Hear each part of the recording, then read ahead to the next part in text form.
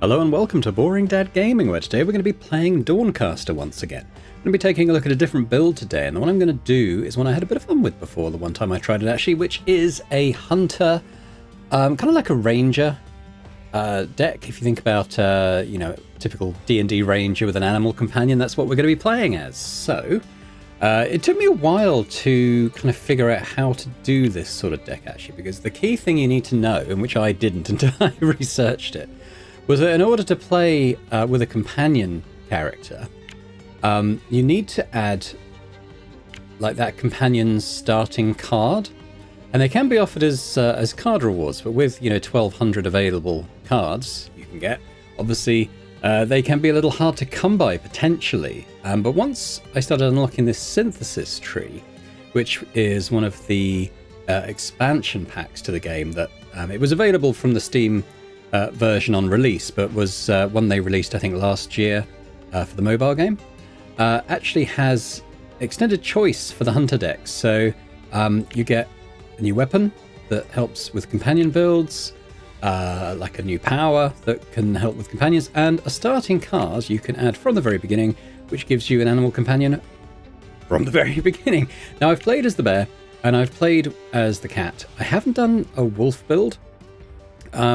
So deal 2 damage, they inflict a random affliction. Yeah, not quite sure what the wolf powers do, but we're going to go and check that out now.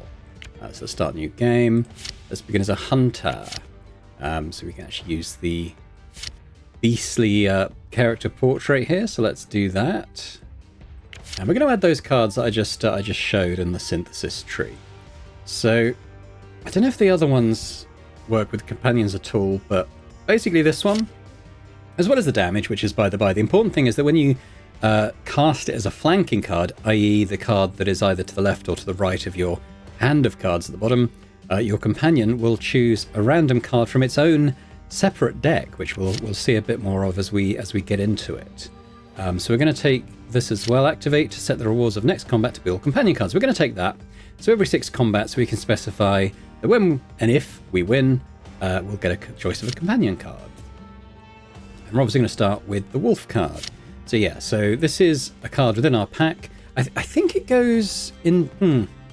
Yeah, it's going to be the companion action. So this isn't going to be in our deck. This is when we do a companion action. This is initially the only card it can cast. Deal 2 damage.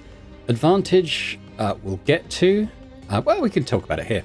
Certain cards and effects grant your companion the advantage. The advantage is a condition that empowers certain companion cards, making their attacks even more dangerous whenever the player has created an opportunity. Think of it as like a critical attack that we can kind of specify when it happens, and we're going to want to do that as often as possible. Inflict a random affliction for each damage dealt. So there we go. So here we go. We're going to be how about Eleanor the Loyal? Yeah, let's add Infernal Invasions again. That's always a bit of fun, isn't it? Let's do this. So we're once more in Sunfall Meadows. So as previously, if I'm playing through a module that I've done in this series previously, I'm just going to kind of run through this, like rush through the story stuff, not repeat it. But if I do a new one, I'll do that, the first time we play through it. And also, if you're looking for a kind of explanation of the various basic mechanics of the game, I do encourage you to watch the first video in the series, which does that. Again, I'm going to kind of assume that people watching this, already have a bit of a grounding in how it all works. So let's get money out of the merchant. There we go. So once again, I'm going to start with the opportunities so that we kind of get these early. Oh, we're going to explode. Oh, quite dexterous, I think. So we managed to avoid the damage. In fact, we have a dexterity and a strength as kind of our starting powers. Now, I'm going to have to fight this guy because he's a challenger. So I'm going to activate my power so we get some nice companion cards at the end. I'll take one of those. We get another basic attack. So we're always going to want to flank. So let's do that. So the 4 damage, he does that. Now, reduce it. So this is when the companion's active. This is active too. Reduce any damage dealt to you by the number of afflictions on your foe. Well, that's kind of cool. Like a little damage reduction effect. So if I click on my deck, you can see that these are the cards I currently have, which is basically basic attacks and a couple of blocks. But if I go here, this is my companion's deck. He's only got 1 card at the moment. It's the one he just played.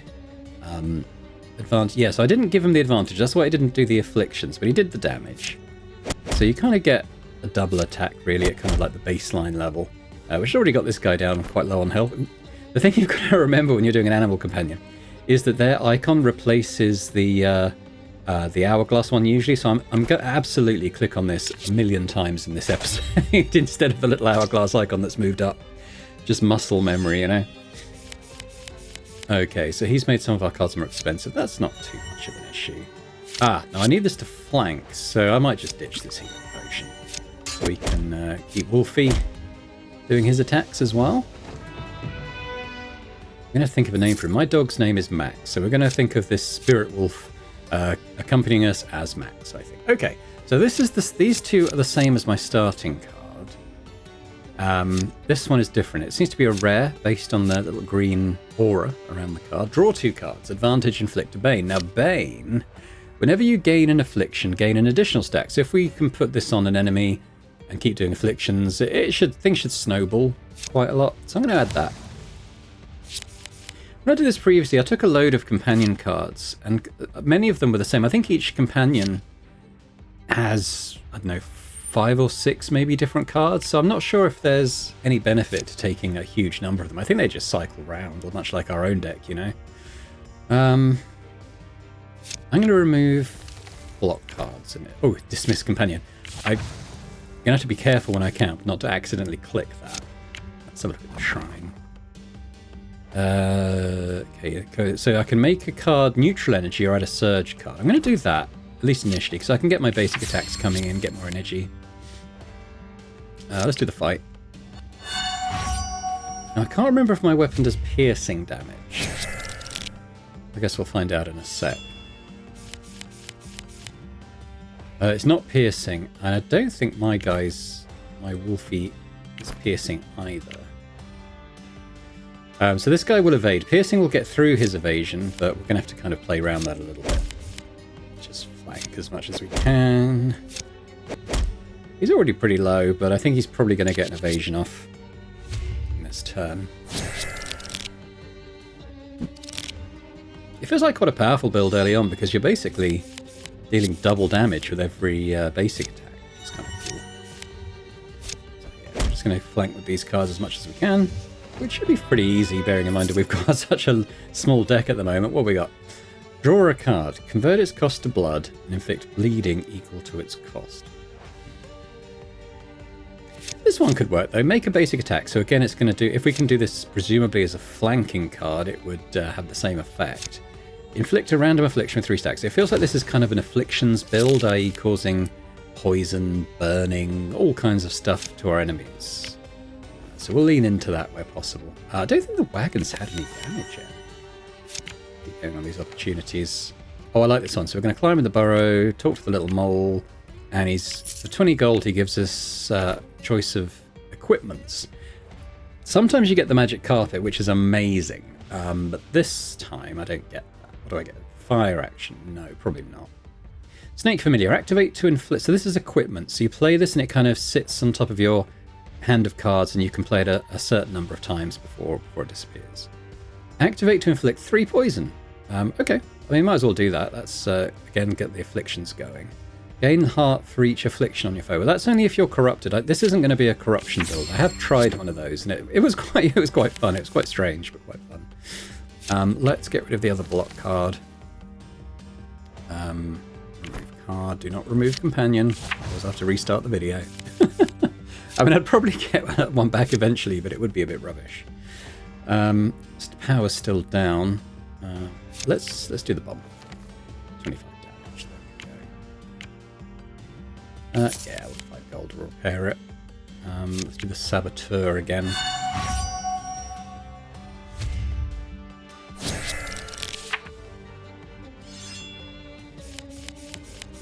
Remind me what it does. Any damage by the number... Okay, so yes. So it's kind of... It behooves us to try and put as many afflictions on it as possible. But I haven't got a way of granting advantage at the moment, so we've got to keep an eye out for that at some point. Probably a level up reward or another card that sort of interacts in that way. Let's have a look. Now, these cards, they sound great. So this rebound mechanic, basically, if you play this card 30 times, it'll transform into Tranquil, the Thundering Might. Which sounds pretty cool. And getting them early on definitely helps. But from experience, I know that even taking it like in this first module, I'm probably only going to hit 30 uses by the end of the run, presuming I get that. Because this heavy means that it does, once you play it, it doesn't get reshuffled back in from your discard pile into your sort of active hand. So basically you could play it once per combat, unless there's a way of getting rid of that keyword. And the one time I did get Tranquil, the Thundering Might, it was quite underwhelming at that point, so I don't think I'll bother. Yeah, I don't think I'll do either of those. Okay. We're quite high health still. Maybe we'd go do the boss. At least his first phase.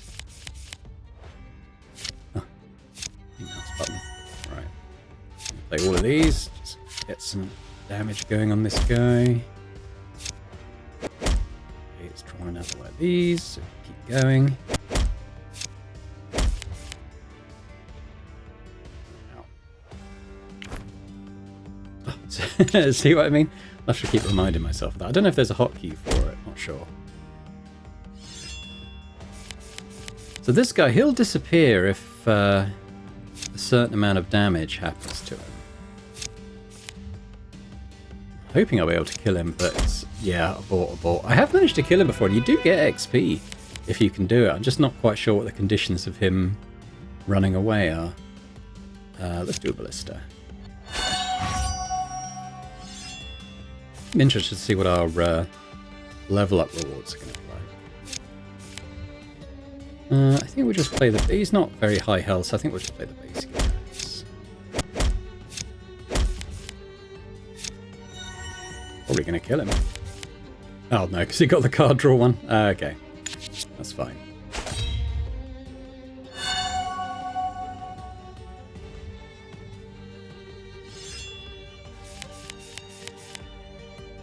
I don't think... I'm quite interested to see if this does cause the flank to happen. It looks like it did, but it wasn't enough to kill him. No. I don't know why I played those surge cards, really. Force of habit.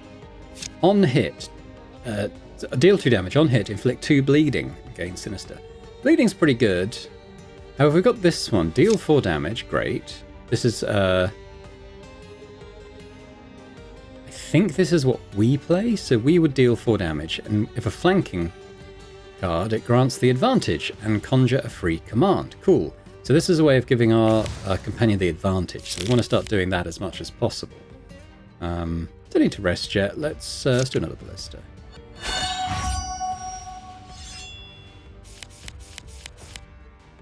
Ah, you see it's come up. So, and it is flanking, so that's good. So I think we do this now. And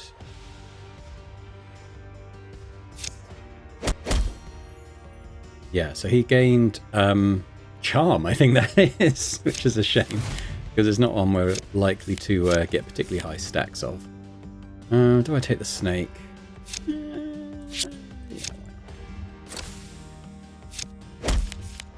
Oop, another one of these so we can keep going a little bit longer, and that's it. Oh.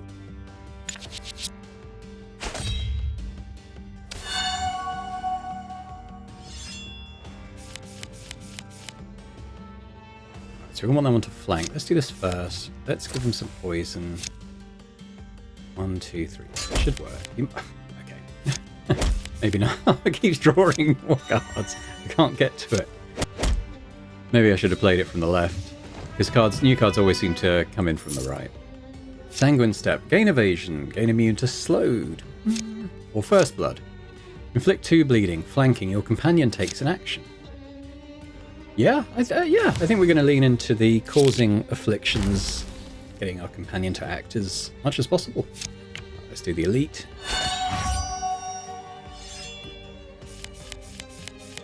Okay, so we can flank with it now quite easily, so let's do that.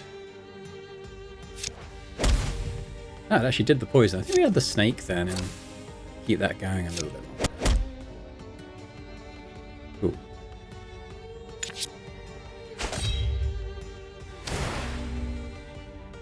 By the end of my last run of this build, I actually was able to grant the advantage quite often, so it's something that definitely can get happening. So this is going to do bleeding, and it is flanking, so he's going to act as well. Yeah, let's keep going. Got some vulnerable now, so I reckon you'll probably be able to kill him, especially with that. There we go. We've got a level. Ranged actions, no, we're not doing ranged. No, just keep our basic. Reduce cooldown by 1 is interesting though. I'll keep that up for now. I just did a darkness build actually just this morning. It was good fun. I'll definitely do that at some point. The essences actually can be quite nice. Like a lot of them are good for healing. So let's keep that up. Whenever you return a card from your discard pile to your hand, gain armor equal. That's not just shuffling it in, I don't think. I think that's a very specific mechanic that this build doesn't do.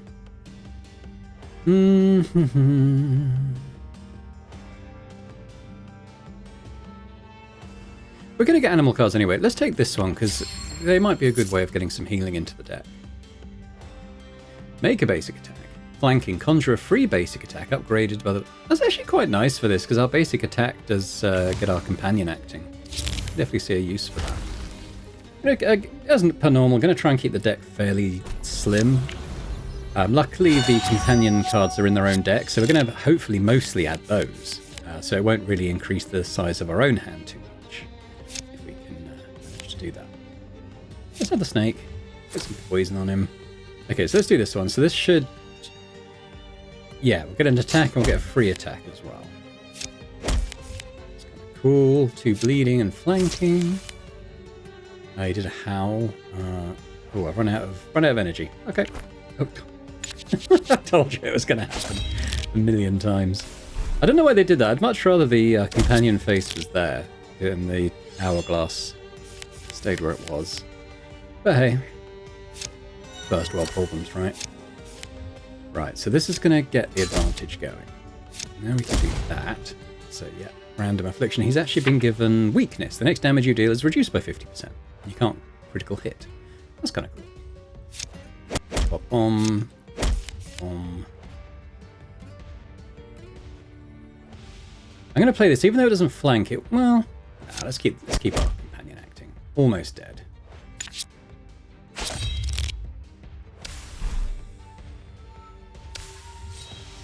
Bye-bye.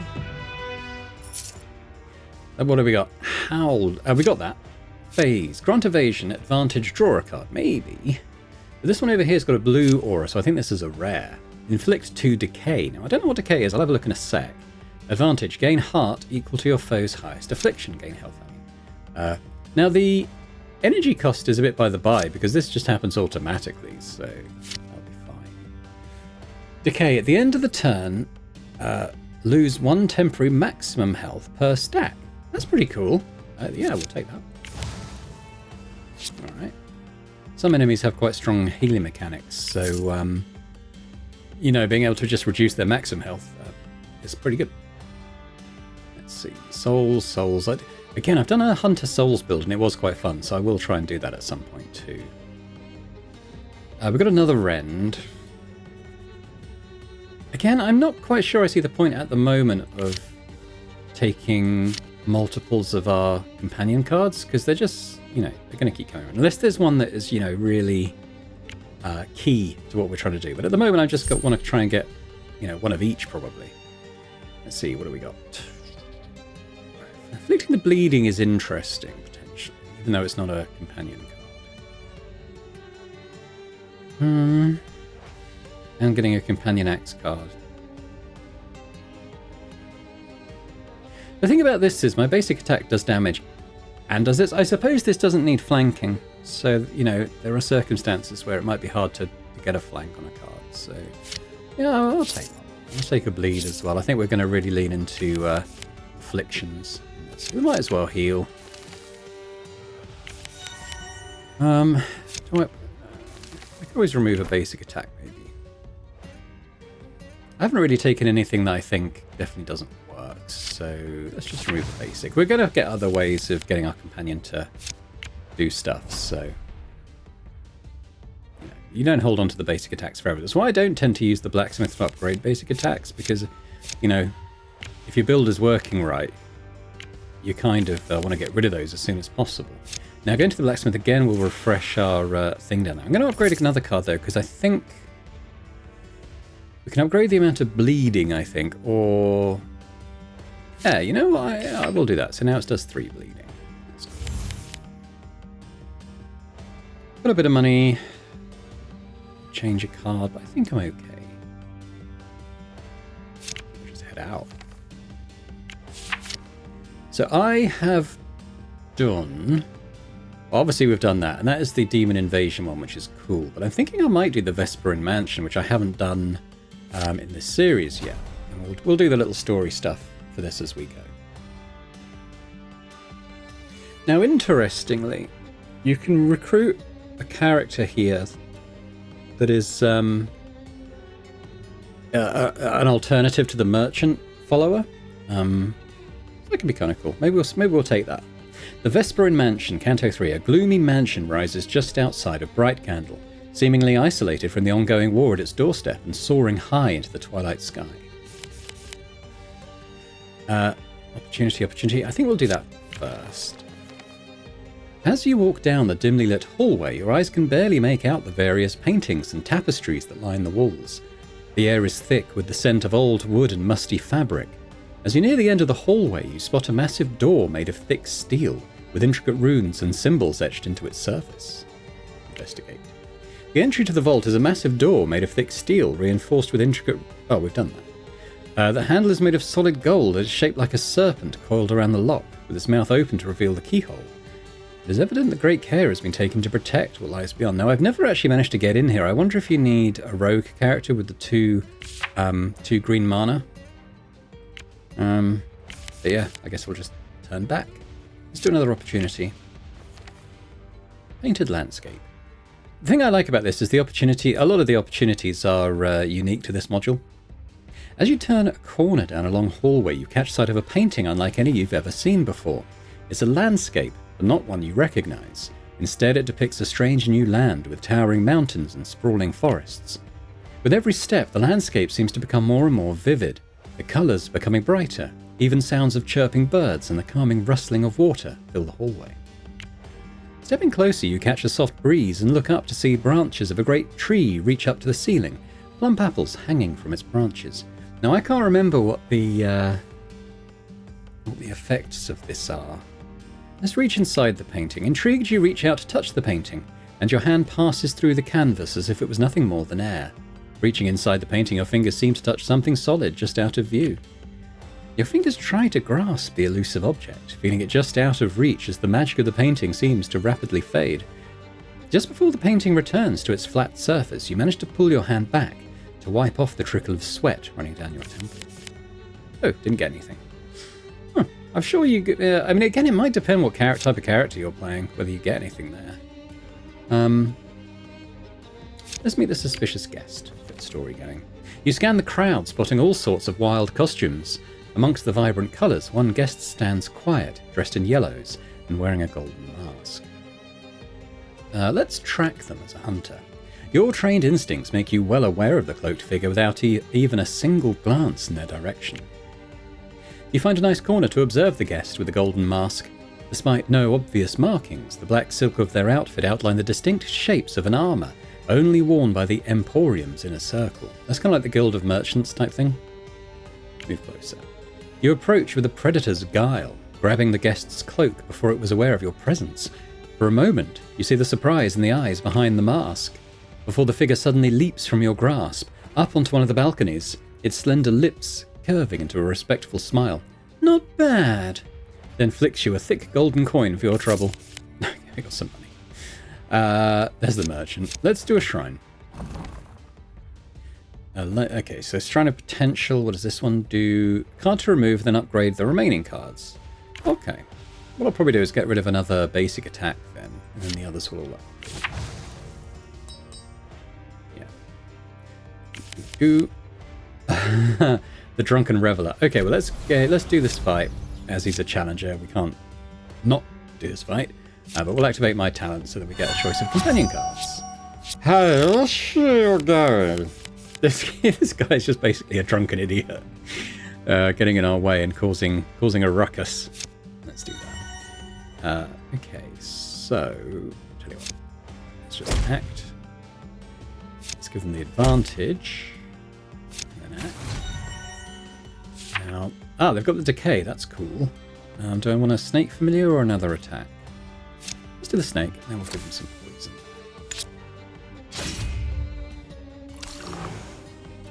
Delirious. Now, I think we've seen this effect before, but basically it randomizes the cost of the cards in my hand when that's active.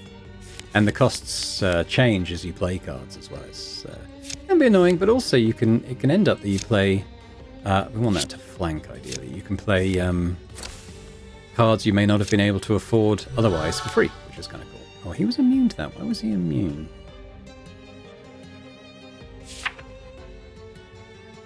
I'm sure.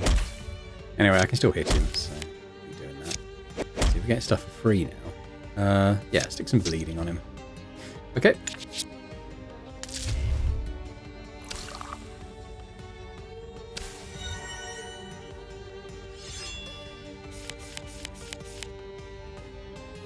Yeah. Bleed and companion action. Howl. I'll just slide down here for a while. Okay, more Wrens or Howls. I'm going to add another Rend because there's the Bane note. But then, I kind of want my companion to be doing the damage. Little Max. Okay, let's do a Sly Courtesan. Now start of turn, gain health for each corruption in your foe's deck. Okay, yeah, she sticks stuff in our deck by the look of it. This is probably the module I've played the least at this point, actually. I generally play the bandits, because it's quite easy. I'm trying to get a run going and don't really feel like my deck's in a solid enough point by then. It's quite a good way to try and get that to happen without... oh, he did the wither. Yeah, without too much risk of it petering out early. Okay, so we're blocking that. What do we block the damage with? It was probably this guy, right? Reduce any damage. And I think that's on each strike, so that was pretty cool. Was this always 2 cost? I don't remember. I guess it was. Give it the advantage though, so we'll do that. That's what we can do. Does it say here? Yeah. So 2 damage reduction. And that's always active. So these are the things they stick in my deck. Looks like we reaped. I'll remind myself when that happens. I remember. We actually haven't had one of these helpful essences yet, have we? Supposedly they're in the discard pile. Yeah, they're quite nice, but these fights are ending sort of before my deck shuffles, which isn't a bad thing. But it does kind of mean that that talent was basically wasted. I'm okay with that. Let's say hello to the Countess. The middle-aged woman turns to you, a glass of deep red wine resting precariously between her fingers. The small sparks of electricity ripple along her extravagant blue dress. Ah, you must be one of my husband's guests. Actually, the consul sent me. The Countess perks a brow. Evelyn, oh, how quaint. Why does the esteemed consul mean to spy on our little distraction? I'm not a spy. I meant no disrespect, stranger, but me and my husband have been blamed more than once for any minor setback this doomed crusade has faced. Bandits? Oh, my husband must be involved. Demons appearing. Witchcraft of the Countess, surely. The Countess sighs and shakes her head, making several of the sparks fly off in random directions. I'm sorry, is there something you were sent here for in particular? Someone has gone missing. Missing? And you think they might be here, hiding among my guests? Well, you have some strange guests. The Countess chuckles. Oh, we certainly have. Not everyone can appreciate our distraction right at the front lines of battle. But we've been here over a decade now. We're not about to leave now. Speaking of my guests, if you'll excuse me. Okay, let's do Shrine. This is the same as before, right? I mean, I'm tempted to get rid of another basic attack and upgrade the remaining one. Might not get rid of any more. It is quite nice to have at least one in the deck. The rich buffets are basically instead of the campfires. I don't need healing yet. Let's do the strange painting. Amongst the paintings near the large marble staircase, various portraits look particularly lively, seemingly moving wherever your attention settles on their flat surface. After a moment, you approach the soldier. As you approach the painting, the figure of the soldier trapped inside seems motionless, frozen in time. But as you gaze at the painting, something strange begins to happen. At first, it's just a flicker of movement, barely perceptible. But then the scene starts to come to life. The soldier begins to move, struggling against invisible bonds, his face contorted with fear and pain. As you watch, the scene becomes more and more gruesome. Blood spatters the walls of the painting, and the soldier's face contorts in agony as a ragged spear skewers its body. It's a terrifying sight, and you feel a deep sense of unease as you watch. But just as suddenly as it began, the scene comes to an abrupt end. The painting returns to its still state, the soldier once again frozen in time. You're left standing there, shaken by the experience. The power of the spell that trapped the soldier inside the painting is evident, and you can't help but wonder what other horrors might be lurking inside the walls of the mansion.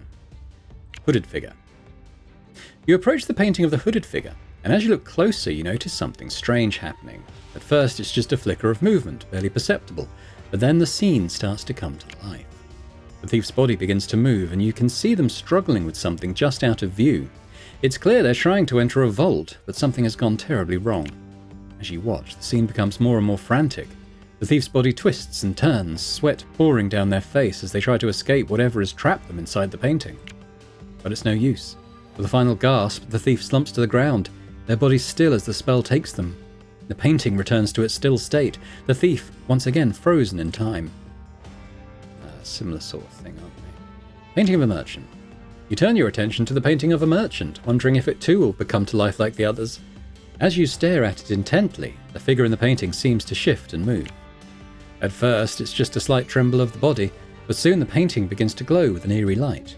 Suddenly, the merchant's figure steps out of the painting and onto the floor, looking around in confusion. "Oh, excuse me, is this the Vesper in Manor?" he asks, turning towards you. But before you can answer, the figure of the merchant suddenly freezes in place. A strange energy crackles in the air, and you realise with a sinking feeling that the Count or Countess must have cast their magic at that moment. The merchant's body slowly begins to sink back into the painting, his face returning to the confused expression as caught in the painting once more. Within moments, I think we've done that. Let's make a note of the painting. It's the Count himself. Shall we say hello? Our console representative. I trust you've been enjoying tonight's events. Confront him about the merchant. I see. You've been snooping around, have you? Well, it was bound to happen. To tell you the truth, I made a grave mistake. A mistake? Indeed. You see, when the loudmouth baboon knocked on my door, only to bluntly introduce himself as a proud representative of the Emporium, I panicked. That particular organization and I have a long history. History? Yes. You see, my title isn't my own, but granted to me through my marriage. I wasn't born into nobility, and there were times when I had to resort to less than desirable means to survive. Being a conjurer of some skill, the Emporium quickly found a use for my talents. The Emporium? An organization that presents itself as the Merchant Guild of Candor. While in truth this veil is so thin you'd be hard-pressed to find anyone who doesn't know the true extent of their activities. Theft, blackmail, murder. You can trust every item they sell has been paid for with blood. Why did you panic? I've been hiding here on the outskirts of civilization for nearly a decade now, trying to leave my past behind me. But with the war effort right at my doorstep, I was bound to draw their attention sooner or later. When this merchant showed up, I was sure his idiocy was nothing but a poorly veiled disguise for an Emporium assassin. I struck before he could, and locked him up while deciding what to do about the situation. We want to recruit this guy, so we're going to kind of go along with him. I would have done the same. Aye, thank you, stranger. I know. Suddenly the man lunges forward with surprising speed and pushes you to the ground. Fall to the ground. You drop down to the floor, Lord Vesperin standing over you as a golden dagger flies just a hair's length over your body, plunging into one of the pillars on the far end of the room. Well, well, I almost thought I was going to get my work done for me. It would have been an easy payday, but seeing you seem to have changed your guest's mind. I suppose I'll have to earn my bounty the old-fashioned way. Who are you? A former colleague of our gracious host for the evening. The assassin smiles, sharp white teeth baring underneath the dark hood. What are you doing here? I'm just here to tie up some loose ends. The assassin draws another golden dagger to replace the one she threw. For a moment I thought you might beat me to it, Hunter. Then this silver-tongued snake managed to slip away one last time. Why are you doing this? The assassin raises a brow. Listen, stranger, this is Emporium business. Now get out of my way, or if you want to earn some extra coin, help me get rid of this traitorous wretch. Either way, I'm done talking. I've got work to do. You'll not murder anyone today. The assassin narrows her eyes. Fine, I'll add you to my contract for free. Then briefly whistles loudly before throwing a dagger at the chandelier above. As the crystal ornament comes crashing to the floor, you hear the screams of some of the guests as various entertainers start to take up arms. Alright, now we've got juggling assassin here. Your next action inflicts a critical hit. Damn. Okay, what does he do?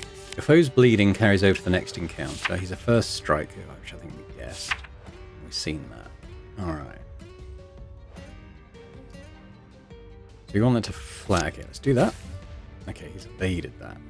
Why did he evade that? He must have had evasion on, I think. Do that. Got the advantage. Ah, okay, we stuck on the decay and gained health back.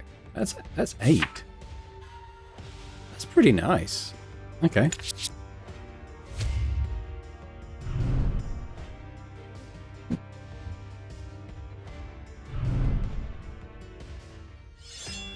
Yes, that's removed his health, maximum health by 8. Okay, we've got quite a lot of the surge cards now, so let's play those. Flanking.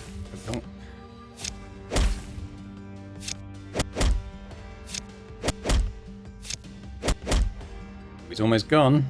It doesn't have the bleed anymore, unfortunately.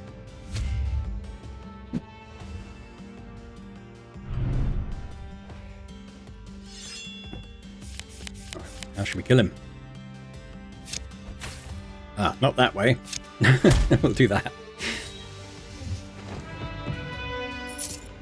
Rip, that's a new one.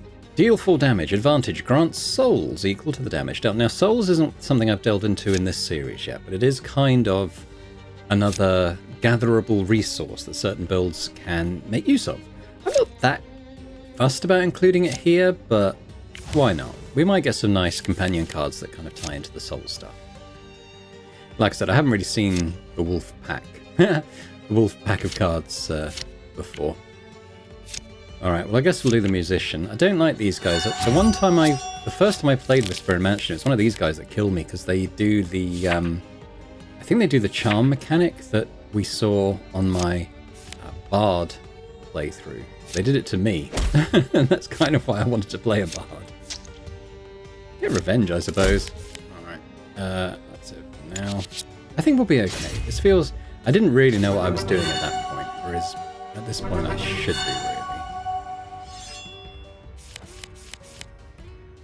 Do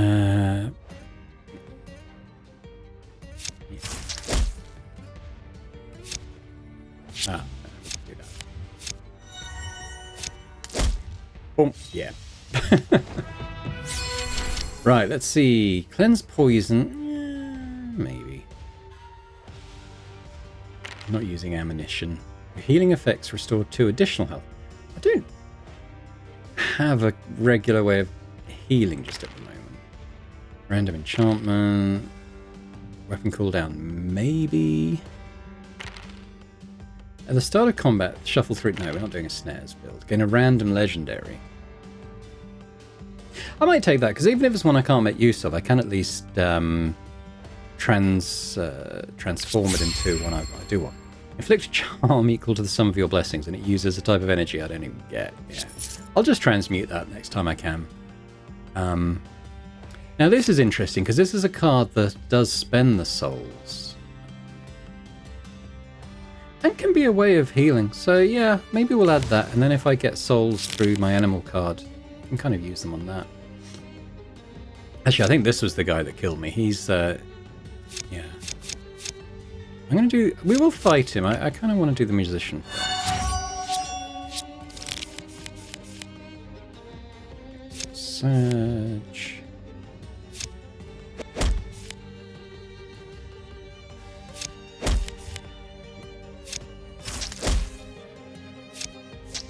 some more bleeding.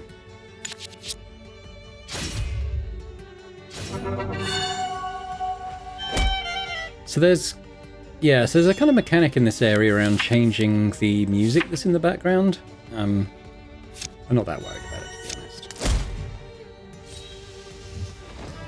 In theory, each of its effects are fairly detrimental to us, so I kind of got to the point of view of like, well, why worry about which one it is then? Steal 0% of your foe's maximum health and increase this by 10%. Heavy. So, this, I don't think it fits with the deck, but it does sound interesting because we did get it quite early, and in theory, we can ramp this up so that we're just kind of whomping heavy health enemies by stealing like 90% of their health eventually or something. I'll take that. I kind of want to see it in action. I don't want to get too far away from the idea of my deck, though. I'm going to transmute that legendary. What else we can get. Got darkness cards. Start a turn. Gain. That's not too. But yeah, I could play that. Can I play that? Yeah, I can play that. Maybe. In certain circumstances. But gaining the extra energy at the start of turn and gaining anger could be quite good. Panzer. Activate to gain 6 armor. Gain additional armor for each damage taken during your turn. I don't mind that. It's quite expensive. Restore all during... So this is if you're doing an equipment build, which I have tried. I didn't get all the way to the end with it. This combat, whenever you take damage during your turn, gain gold energy and a random blessing. During my turn. So if I had like poison or something, that would keep getting me this. But then it's kind of a resource I'd struggle to spend unless it's on a neutral card like this. I might take this. For 50 gold, we can... swap this card out for our choice of equipment. That might be something that works well. I'll take that, and we'll see if there's an equipment that we can make work. I mean, I'll definitely swap it for the flying carpet, because that's just always good. Let's do the courtesan.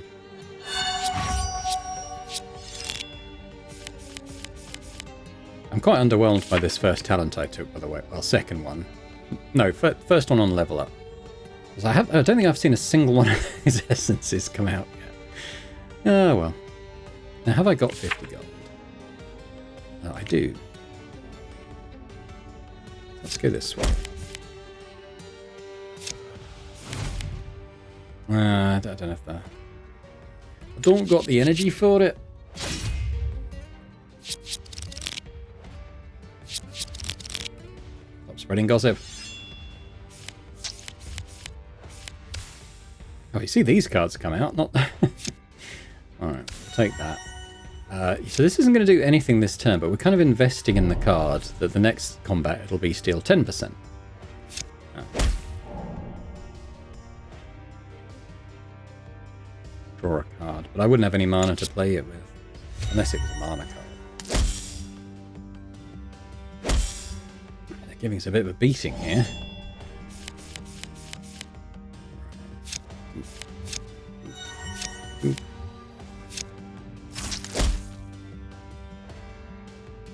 Save the energy for now. Well, no, because putting the poison on will help with our damage reduction, won't it? I think they're gonna die.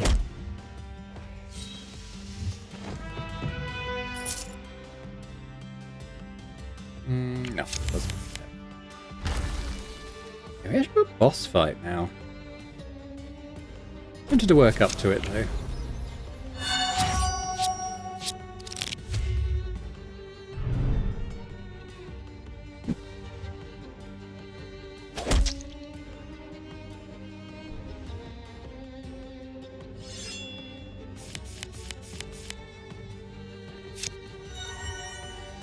Don't have any souls yet. That card doesn't come out, I guess.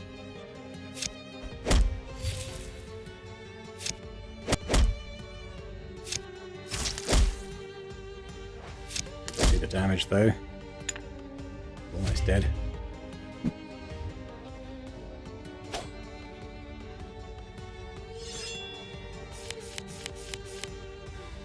Ooh.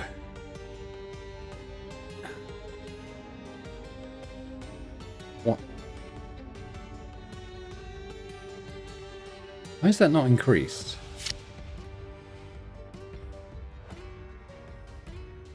Oh, is it not? There must be ways to get heavy cards back into the pack. Ah, this is useless then. At least we know. Okay, well, I'm going to buy some equipment. Let's have a look. What would work quite well? I mean, if nothing else, the carpet.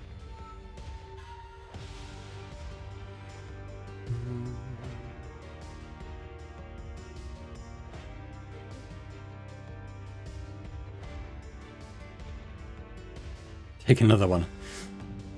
Actually, that's a different thing, isn't it?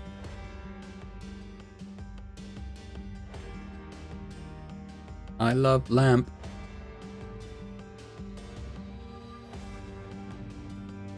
A parrot familiar. Not quite an animal companion.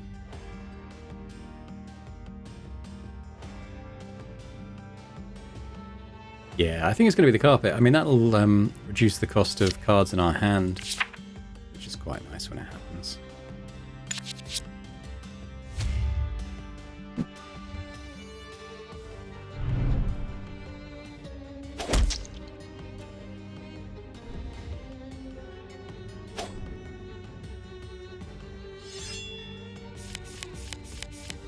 That was a whole lot of nothing. Okay. We did now. Rend, Hal, Wither. I'll put another Wither in there. I mean, it's quite a nice rare card. So, the decay thing works quite well. Right, let's heal up a little bit. I do want to remove that card from my deck, because I guess I could transmute it, but equally I might just get rid of it. Should we do Thespian Ventorio? Thus begins your final act. Okay, so the song is, every other turn you and your foe both gain 2 anger. Okay. Benefits us both equally. Grant the advantage. That's what we do. I mean, the downside is you can't choose which thing your pet does, but it's all good. Like, I mean, there are times when maybe you want a finisher and it does the card draw thing instead, but you know, it's kind of the price of entry, isn't it? Oh god, all this stuff. Right. Oh, what's he done? Oh, he's dominated us. Okay, well, I guess you'll take that bleeding.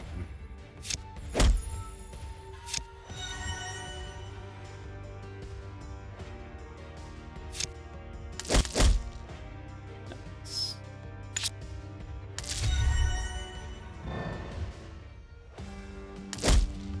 Yes, this charm thing. I'm quite high health, though. But basically, when this charm thing gets above your HP level, you lose, which is what happened to me the first time I did this module.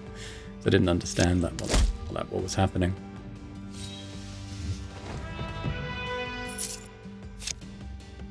It was quite a while till I played this module again. I just kind of assumed, oh god, that seems really hard, but it's fine. Steal your foe's remaining energy and convert it into a type of your choice. I've noticed foes don't often have remaining energy, though, is the only thing. Right. I'm going to remove a card. I'm going to remove this one. I'm just going to get rid of it. Yeah, I guess we do the... we'll do the boss fight, and then I've got to heal afterwards if I need to. So she's going to hit me first. Take 1 bleeding. Okay, whoa. So the Emporium, but your attacks deal 1 additional damage. At the end of combat, upgrade all rewards by 1. Well, that's not going to happen to you, because you will be dead. Hopefully. Advantage.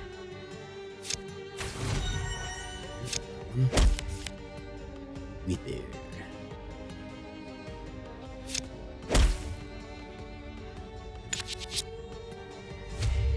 To be honest, reducing her max health by 12 every time is going to be quite nice.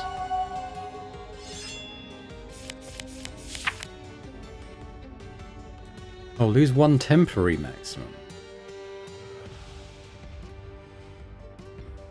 That's less good. Am I misunderstanding how that works? I'm not quite sure. 1 temporary maximum. Not sure what's going on there. Okay, but let's make those cards free.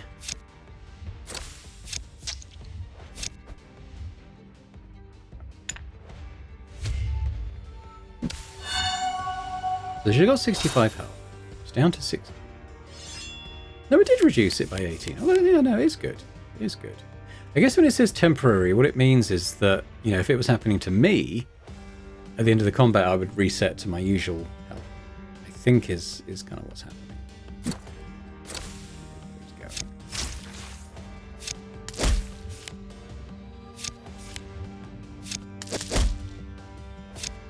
Dead. My boy Max got ya. Alright. Oh, no, Rip is the same one we've got, isn't it? But I haven't actually seen it tick yet. I don't think I've got any souls, have I? I think so. Might take another one. Let's have a look at our companion deck now. So we've got 2 Rend, 2 Rip now, 2 Wither and a Howl. That seems pretty strong. I'll keep an eye out for different stuff now. The assassin stumbles, then licks the trickle of blood running down her split lip. Fine, 60-40, it's my final offer. She gasps, barely able to hold her daggers up. Finish the assassin. You step forward, noting the assassin doesn't defend herself. You strike what should have been a killing blow, but are answered by the unsatisfying sound of your glaive striking the hard wooden floor of the Vesperin study. Better luck next time.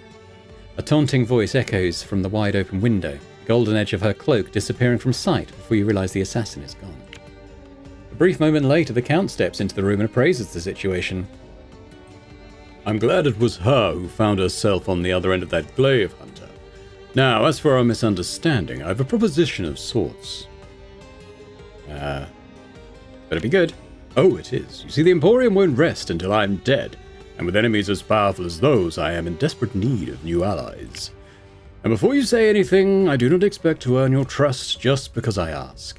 I'm willing to put in the work, even if that means fighting alongside you on this godforsaken crusade. Yeah, we're just going to say, come with me. So we've recruited the illusionist now. The Count smiles and nods. Give me a moment to say my goodbyes and leave enough of a distraction so the Emporium won't bother us for a while. I will ask for you at the Bright Candle Inn, awaiting wherever the crusade takes us next. I'm going to explore because we've still got that buffet, haven't we? So let's just heal up as we have the opportunity. And let's go. Back to Bright Castle. Did I say castle? I meant candle. Right, well, let's talk to Evelyn so we can get some cash. Now, if we go to the... it's quite funny. If we go to the merchant shop, it's just empty. You notice a small makeshift shop. Only an empty stall fills the quiet corner of the market square. Yeah, he's not there because we didn't hire him. Let's go and pick up the illusionist at the inn. Ah, there you are. I've packed my belongings and I'm ready to head out. Sooner rather than later. My trail is still hot, and the assassin could very well still be out there. Show me your services. Certainly. Do you require my particular skills, Hunter? Okay, let's talk about what he can do. I offer 2 services. First, I can help you safely store a basic version of any card for you to retrieve later. My vault can hold up to 4 cards. However, if you want to add a new card after the 4th, you'll have to remove one first. So I think it's kind of a way of removing a card temporarily. Like, you don't want it now, like maybe it has a synergy with the card you're hoping to pick up at some point, but in the meantime is relatively useless. So that's kind of cool. Do I have anything of that ilk? I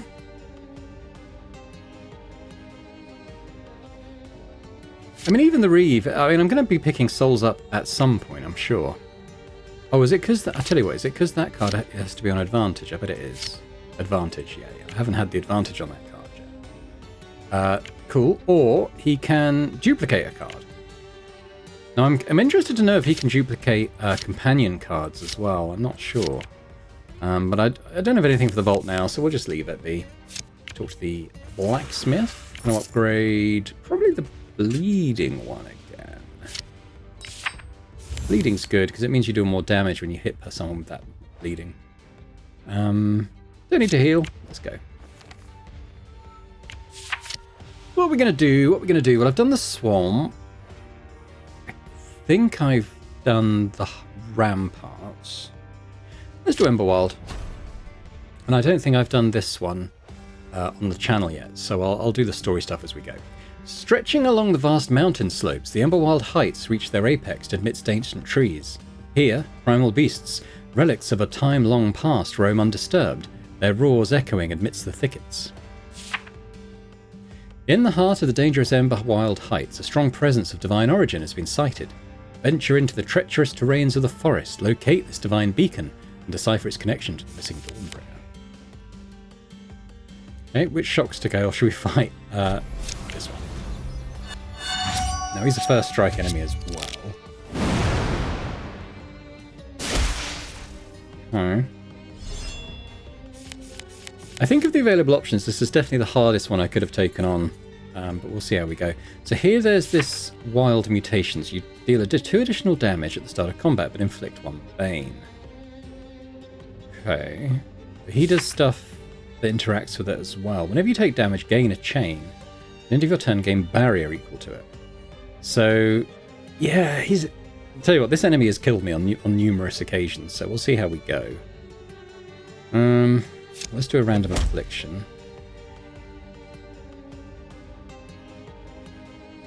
Guess inflict the bleeding? Oop.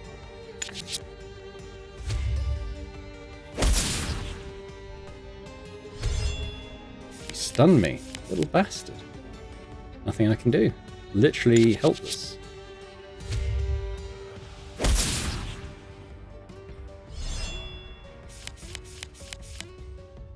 Hits hard. Okay, well, we'll take that. Let's work from this end. Get the advantage. One. Got the rip. Got the souls now. That's good. So we can use that to gain a bit of a health back on that card that we've got. Oh, we've almost killed him. Wow, I hadn't even noticed. Hey, well, this deck can put out a lot of damage when it ramps up. Let's see what our other choices are. Whenever you add a card to your deck.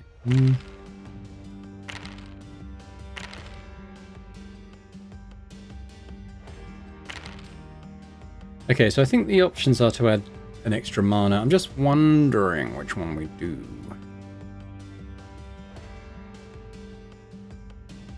I might take the strength on this occasion. Okay, what do we got? Phase. This one's new. This one we don't currently have. Grant evasion. Yeah, we'll take that. Anything that stops me being hit would be good. We need 100 duper cards, so we'll wait a little bit to see him again. Your next step is greeted with a precarious splosh as you feel your foot sinking into a strange puddle. Yeah, this one's going to remove a card from my deck, isn't it? I guess this one, because we've got other ways of making that happen, so I'm not that fussed. Now, did I want to transmute a card? I think I just got rid of it, didn't I? The one I wanted to do. I'll leave it for now. Let's start the story on. Before you stands a colossal tree, its branches reaching skyward like gnarled fingers grasping for the heavens. Something appears to have scorched the bark at its side, cutting a path through the shadows on one side of the tree, while the other side remains cloaked in the shadows cast by the dense canopy. Look up at the tree's towering branches. You crane your neck, gazing up at the intricate network of branches. Amongst them, large shadows appear to move from branch to branch. The tree seems to hold a warning in its imposing presence, as if cautioning you of the perils that lie deeper in the Emberwild Heights. Only the bold and stupid make their presence known to whatever roams these dangerous realms. Yeah, let's stay in the shadows. You gather your thoughts and ready your gear, taking the more cautious route while keeping the strange trail of destruction cutting through the forest in sight. I don't like the chameleon. Let's do the opportunity. You tread cautiously through dense, imposing forest of Emberwild Heights. The sounds of distant roars and rustling leaves surround you. Suddenly the trees part, revealing a hidden glade. A sense of tranquility washes over you as you step into the glade. It's an oasis of calm, with gentle sunlight filtering through the leaves as large imposing creatures gather to drink from a crystal-clear pond. Look around. The glade is a tapestry of vibrant wildflowers and softly glowing moss. You notice some of the animals watching over others as they drink, almost as if making sure nothing disturbed this tranquil scene. Let's just fill a flask with water. You approach the pond and take out an empty flask, letting the water sink into the glass. We got a one-use potion, draw 3 cards, that's cool. The shimmering water appears to change hues several times before settling on a single colour. Let's just leave. As you turn to leave, your gaze falls upon an imposing figure emerging from the shadows, a large cat-like creature, its sleek form gliding silently towards you, eyes fixed with feline curiosity. Step out of its way. The cat-like creature moves with serene grace, its lithe body gliding effortlessly through the environment as it makes its way towards the pond, its eyes gleaming with an understanding that this sanctuary would not be tainted by bloodshed today. Let's look at the talent I just got. If you play no magic, melee, or ranged actions during your turn, draw an extra card next turn. Okay. I mean, there'll be times when that is true, I guess. I think we should do the blacksmith because we can refresh my card power. Let's continue to upgrade the bleed. Choice of shrines, huh? Let's do this one. Memorize a card. So this ensures that a card will start off in our hand. I'm thinking of doing the grant the advantage. Because not only will it start in our hands, but as my only memorized card, it will start on the left, i.e. flankable. So that's pretty good. I'll do the other one. What does this do? It allows you to sacrifice a card to upgrade a random card a number of times depending on its rarity. Well, let's have a look.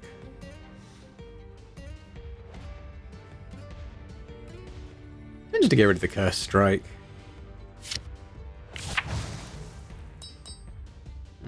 So it's upgraded one of my attacks. Okay. Keep going on the opportunities while they're available. So we saw this one previously. So you whisper a secret. I think you gain one of these crappy things. But then I'm pretty sure you get like a random talent as well. I think this one's going to be useless for us. Whenever you summon a unique totem, deal damage and gain health equal to your level. Okay. Basically useless. Now I'm gonna rest and remove a card. Where is it? Oh, here it is. The last card. Yeah. Alright, well, tell you what, let's do the chameleon, because I don't like this guy. So his whole deal is once you hit him with a type of damage, i.e. magic, or ranged, or melee, he then, for the rest of his turn, becomes immune to that type of damage. It sucks. But let's put our flying carpet in, let's gain some energy. Let's just start off with a melee action. Yeah, now he's immune to melee. Did gain the decay though.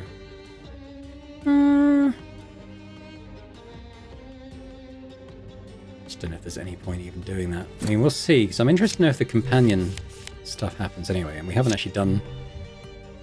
Still doing the decay. Yeah, what I want to see is if the companion can do damage. He just keeps doing this decay one. Well, I'll keep going, put some bleed on him.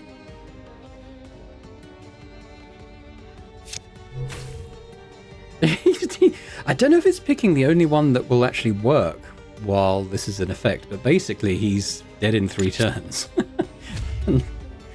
Possibly less if we keep doing that card. Yeah. I don't think it did 36 damage to it. It did less than that, I think, but it still took quite a lot of his health off. No, yeah, so I could gain a bit of health back this way. Doesn't need to flank, so let's just do that way. And I'm going to do this because we might be able to add more of that Doom stuff.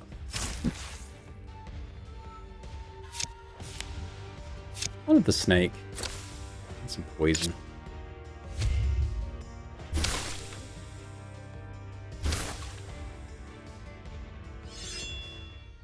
I'm pretty sure that did 36 to his max health then. Yeah.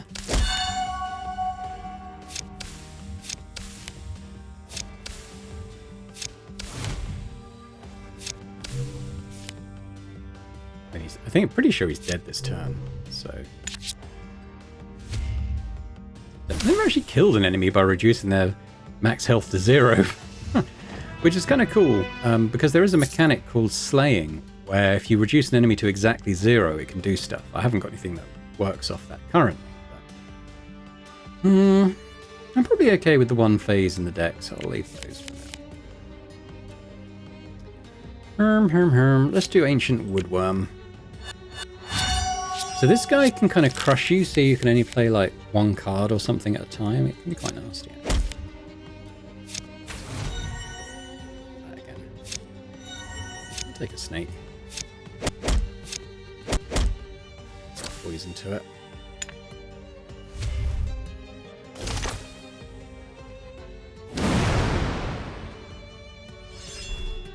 Yeah, so it kind of does it so your hand fills with cards, but you can't play any of them. Is there a...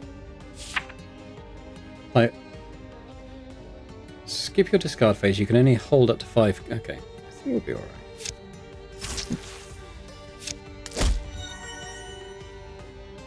Poison to him.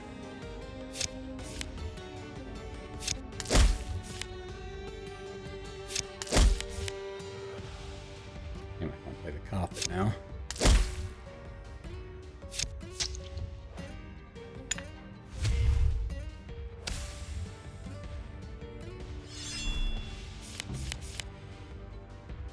Yeah, so it shrunk my maximum hand size. That's okay. I'm going to do that. I don't really need to do that, but I guess I will.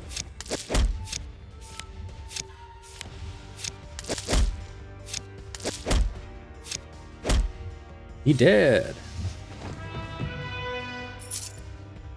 Dagger Storm. Draw 3 cards. Gain... Yeah. I don't have that many basic attacks now anyway. I'd like to do a pirate deck at some point. I don't really understand how that works. Okay, we can actually dupe a card now. It doesn't look like I can do companion cards, but that's okay, because I'm going to duplicate this. And now we'll have 2 of those at the start. What do we do? Wildheart Panther.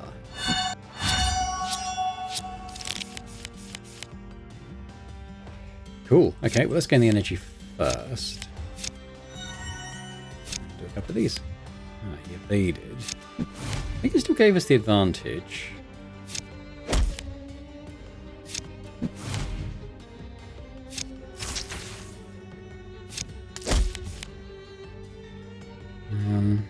Don't need to heal right now.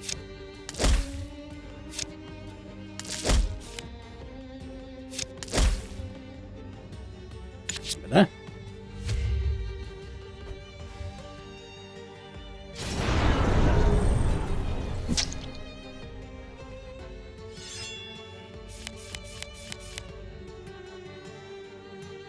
So let's do this, and then we can make all those cards free.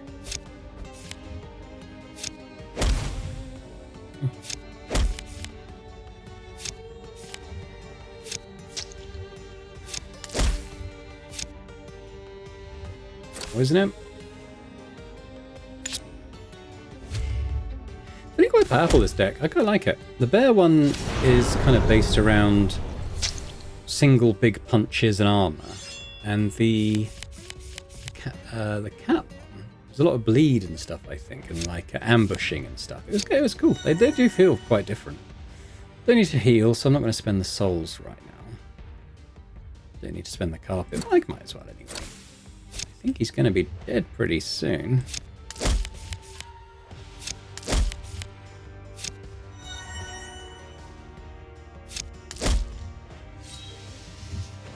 There we go. What do we got? Tracking. Okay, this is a card for us. And it's an enchantment, so this is something that we can play and it kind of remains in place for the whole of combat. Start of turn. If your foe is bleeding, conjure a free command. Memorized. Oh, that's pretty cool, because we can add bleeding fairly reliably.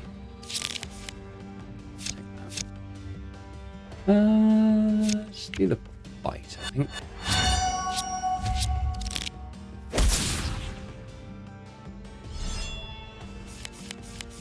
This guy, the last time I came into this module, I actually lost this fight because I got into card fatigue.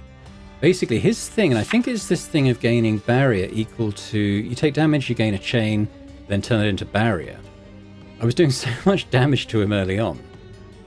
Without killing him, that he turned it into like almost infinite amounts of barrier, which meant I couldn't hurt him in any way. I didn't have any piercing cards. And at one point the game just said, yeah, you lose. Like, I think it just got fed up watching me try and fail to do anything. He's not bleeding right.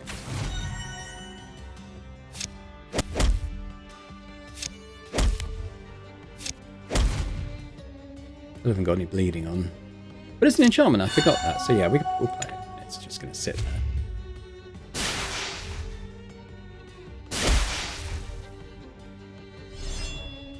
There's only 7 barrier at the moment, so it's not too bad.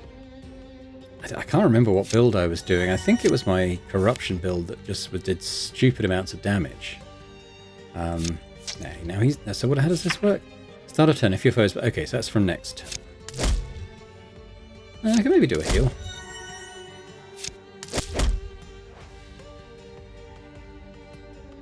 Pretty good. Isn't it getting full barrier now? I don't know why it was getting so out of hand before. But even so, with this decay on, eventually he'd just die. So.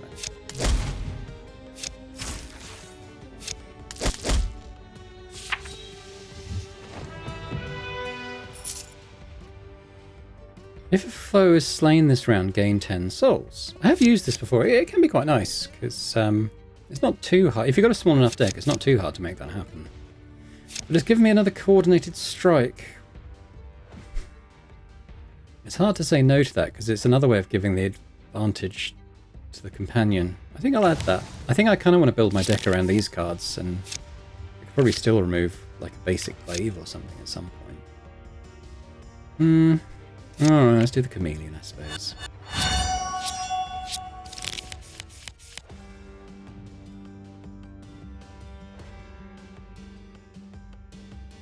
Yeah, so if I do this, I can then play all those cards.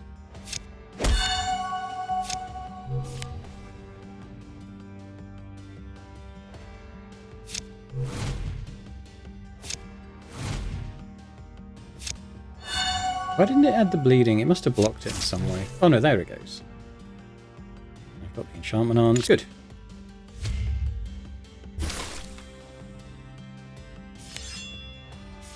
And I wish I'd taken the one that meant I cancelled my poison at the start of every round. Okay, let's do that. Cost. Snake buddy. Ching, ching. Oh. Kind of hoping it would be adding more this decay stuff, but I haven't managed to get many of those going just yet. Added a few souls though, so that's good.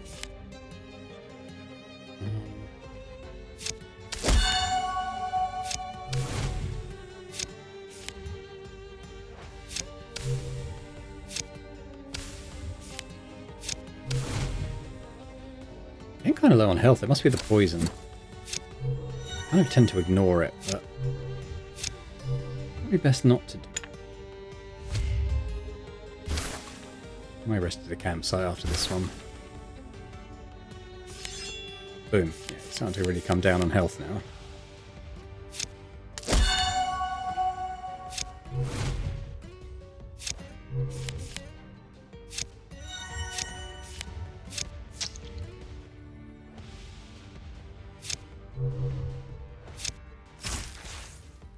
A lot of bleed on him now. It's a shame we're not doing any damage. There we go. Decay. Might as well. Got evade. Okay. I think he tends to do ranged actions though, which don't get blocked by evade. Yeah, he's using 40 max health every turn. I mean, I don't actually need to do anything now, but if I can kill him first, it's probably a good idea. Tell you what, I should put the bleed on first. And that should kill him. Yeah. Another level. I'd like to do a Nova build at some point. I haven't done one yet. Add cursed and 2 random effects to a card. I mean, they're all positive and upgrade it by 2. They're both positive, actually. I'd hate being... I tell you what, we'll roll this one. Upgrade a random card 10 times. I mean, yeah. Okay, so how are these different? Add cursed and 2 random effects to a card. Plus 5 upgrades. Plus 5 upgrades. Chain, recall, figmented, or convert its cost to darkness. I mean, if that's random, that would be... If it got converted to darkness, it'd be terrible, because I'd never be able to play it. Let's roll. New inflict bleeding, heal. And yeah, it could work. But I think I'm gonna upgrade a random card 10 times. What was it? I think it... Okay. It was this one. So now deals 16 damage and then does the flank advantage. And it's memorized. Good. Okay, that's nice. 2 bleeding. I've already got one of those, so I think I'm okay. That's alright. We'll keep the deck fairly slim, I think. Don't need to camp now. I'd not really looking to transmute anything right now. I think I'll leave them be. Let's go to the crater. You venture deeper into the Emberwild Heights, following the scarred landscape to an open clearing. The ground underfoot changes, feeling more charred and brittle with each step. A massive crater looms ahead, its edges scarred by some tremendous impact. The air here crackles with an unnatural energy, causing the hairs on your arms to stand on end. Inspect the ground. The ground is littered with fragments of burnt wood and scorched earth. It's as if a great fireball had struck here, but there is no sign of the object that would have caused such an impact. Look around cautiously. You carefully survey your surroundings. The trees around the crater's edge are twisted grotesquely, their branches reaching out as if warped by a powerful force. The wildlife is eerily silent. Consider descending. In the distance, at the crater's center, a solitary tree stands, glowing faintly. Its light illuminates one side of the crater, creating a stark contrast against the shadowy, debris-filled other half. The decision of where to descend could be crucial. I always do illuminated side and it always seems to work out. I don't know what happens if we go this way, but let's just do that. Drawn to the ethereal glow, you choose to descend on the illuminated side of the crater. The light from the tree casts eerie shadows, but the path here seems less treacherous. Yeah. Maybe if you go the other way, you lose max health or take damage or something. I'm not exactly sure. Let's do Panther. I can't remember if I fought one of these guys. I think so. Yeah, so he started off with Bane, which is interesting. We'll play that. We'll just play these two, I think.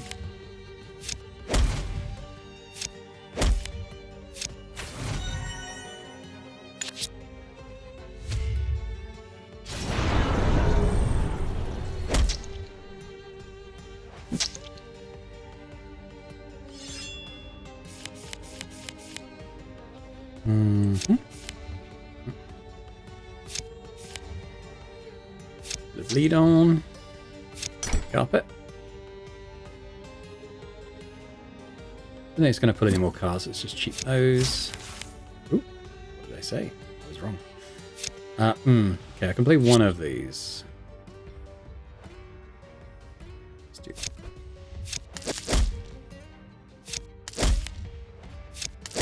Bye-bye. Max is savage.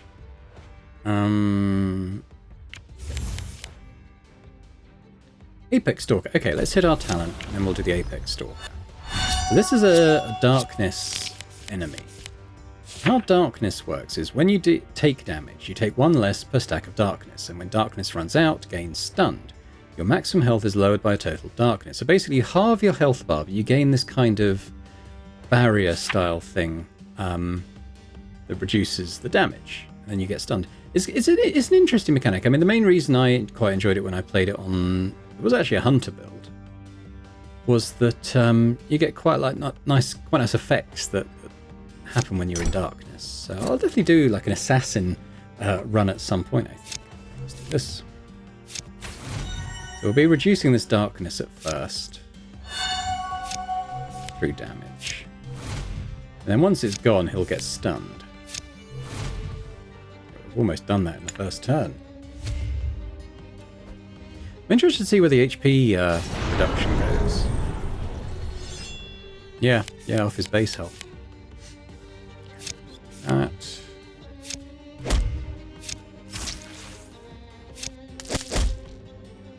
I think he's dead. It's absolutely brutal, this animal companion build. Got all those. So I think we'll keep the animal deck kind of as it looks at the moment, unless something new comes up. How many different types of card have we got? We've got 1, 2, 3, 4, 5. Yeah, I think it is 5 or 6. I mean, I've got like a basic, a couple of rares, and a couple of... What's I don't know. Enchanted or something, maybe? Like, then you've got rares, which are blue. And then obviously you've got purple epics and orange legendaries. So I think there's probably epics and legendaries I've not seen yet. But that's fine. Do the shock scale.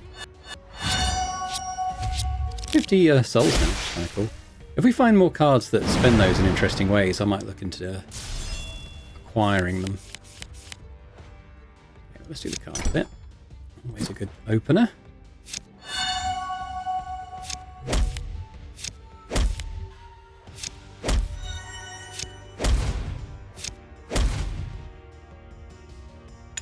Yeah, Mr.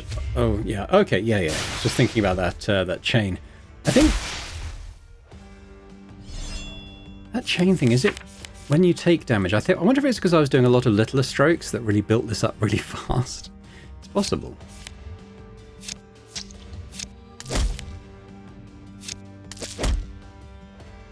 Because he's not really much of a problem on this build, I tell you. Okay, Wither. No, Wither's the one we got, isn't it? Spirit Bomb. Deal 6 damage. On hit, gain temporary maximum health equal to the dead. No, that's not a Souls card, is it? So no. That's fine. Might as well do a camp. I can't remember if I've even done one in this area yet. Let's do the Sun Tree. You finally reach the center of the crater. Before you stands the enigmatic burning tree, its flames casting an otherworldly glow, yet leaving the tree unscathed. As you approach, you notice an old mage absorbed in his study of the tree. Oh, there he is, Bolgar. The mage, noticing your approach, turns to greet you. Ah, another curious soul, he says with a warm smile. I am Bolgar, a seeker of knowledge. This tree is a remarkable anomaly. Yeah. What can you tell me about the tree, you inquire? Bolgar strokes his beard thoughtfully. It's as if the tree holds a fragment of a powerful ancient force. Its flames are a mystery, burning but not consuming. As you and Bolgar discuss the tree's mysteries, the ground suddenly trembles. Bolgar's eyes widen in alarm. Something's coming, he whispers. Prepare. You brace yourself, ready to face whatever emerges. Bolgar stands beside you, his hands glowing with magical energy. The ground erupts as a massive 3-headed hydra emerges, its eyes ablaze with hunger from the tree's power. It roars menacingly, turning its attention to you and Bolgar. And we'll go and see our alchemist. No, we'll do the hydra. Okay, so as you'd expect with the hydra, he's got 3 different heads. Your actions inflict poison. Whenever you play a roar, inflict burning. And at the start of your turn, gain ward. Oh, yeah. So he's pretty bad news. When you die and have more than 1 hydra head remaining, shuffle a head into your foe's deck and revive at 100% health. So yeah, he can be a bit annoying to get rid of, but I'm hoping we'll be alright. Let's chuck those out to begin with, and we'll get going on the enchantment. Advantage-y stuff. I think we should do this one at a time. I don't know if the advantages stack.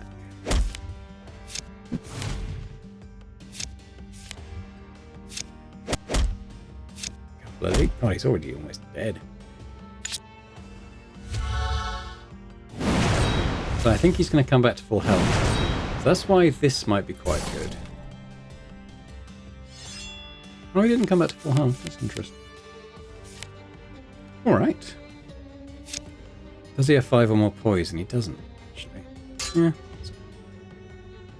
Could heal, but I currently don't need to.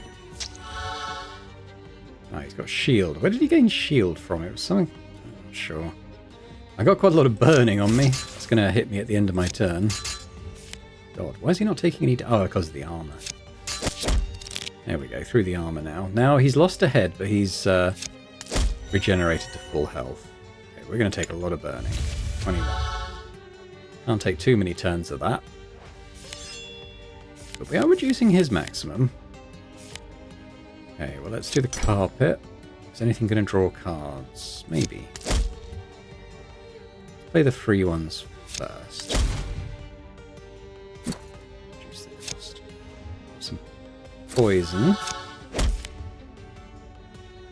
Okay, he's back on his last head now, I think. Okay. Anyone burning on us again?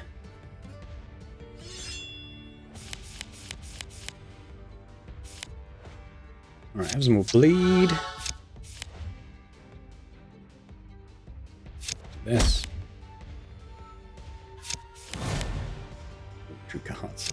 Oh, we got Red Hydra head. Now, what does that do? Bury this card. Discard your... Oh, discard... Yeah, we need to play that. And I think I can. So let's... Boom. Bye. No more head for you. If you can't play that card, he regrows the head. But we're gonna... Okay, he's on his last life now. And goodbye. Killed by a wolf. Interesting, but we're not playing a darkness build. Deal 16 damage, execute, heal 20% of your missing health. Okay. It's down as a legendary card. Deal 1 damage, life drain against demons and undead. Grounded. Now, grounded means it can't be altered, copied, or imbued, meaning we could never upgrade this. Helios. What's this? Life drain. Execute. Question mark. Firecast, grounded, piercing, life drain. I don't know what that...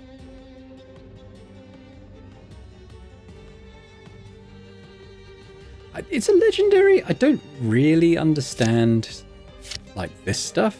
Look, it's a card. Does it change into a card after you use it? It might. So we'll take it. See what it does. Hydra Aftermath. The battle is fierce and demanding. Eventually the Hydra falls, unable to withstand your strength and tactics.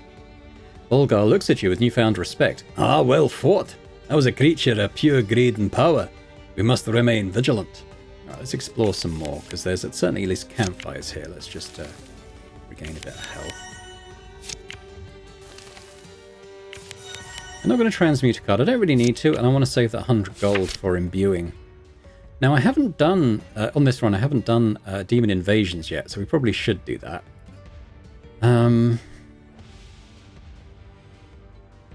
Yeah, we'll do the Amber Mines. I don't think I've done this one yet on the channel. So we'll go through reading the story for this part. The Amber Mines used to be the primary source of the precious Amberstone. Now a sinister glow promises a new purpose for these caverns deep inside Umbris. These mines were the next stop of the champion, according to an eccentric hermit. Perhaps these dark halls will reveal more about the pilgrimage of the Dawnbringer, its entourage, and their sudden disappearance. Oh, new puppet. I don't think I have one of you yet. Alright. Okay, so we have... Oh yeah, this summoning thing. Yeah. I started combat, add an insanity card to the pile. Yeah, so I think on the previous run I did a demon invasion thing. Adds a bit of interest to the enemies. Let's do Eldritch Extractor. So this little guy, okay, oh god, he's burying my cards. Do not like that. It's removing them from the combat. Yeah. Little bugger. I'll hit you with a wolf. Doing much at the moment.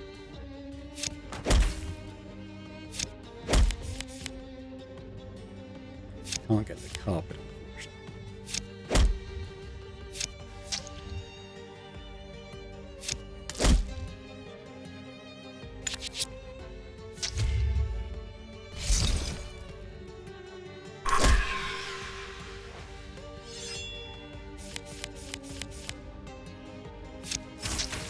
We'll reeve, I think. Got a lot of souls now.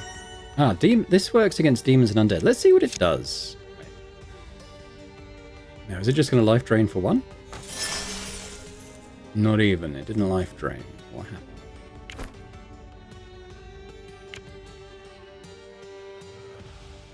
Still a twig. I don't know. I don't know what happened.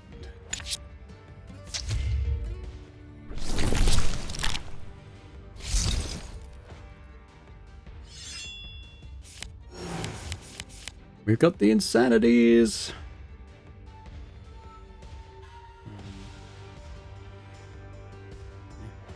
Leave it for now.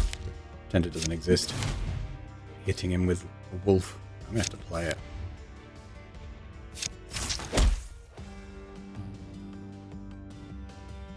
He's gone free, unfortunately.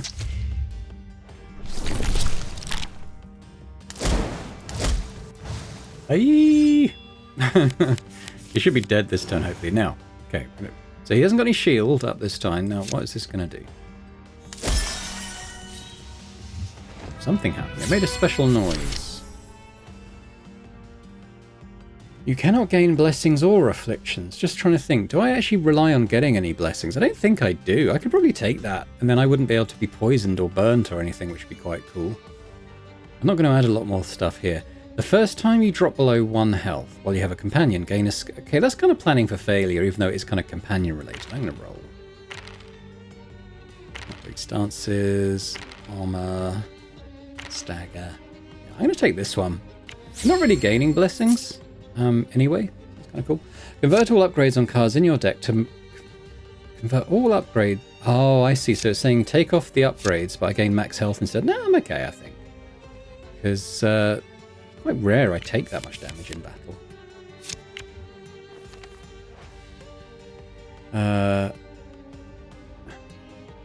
Never done this one before.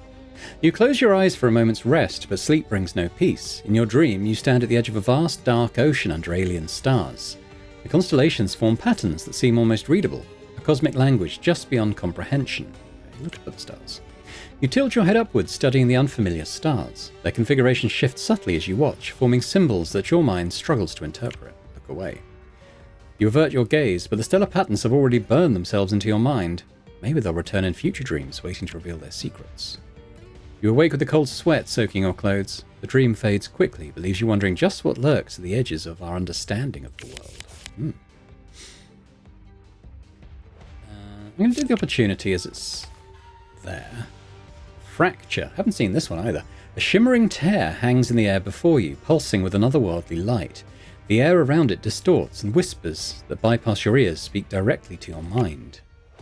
Near the anomaly rests a small altar with a cracked obsidian orb, its surface etched with symbols that hurt to look at directly.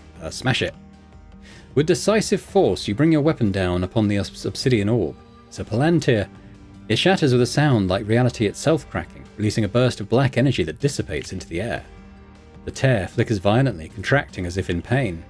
Temporary setback. Brute force. Unexpected. The ritual has been interrupted. The presence retreats, its whispers fading. You sense you've delayed whatever was attempting to manifest, though not permanent.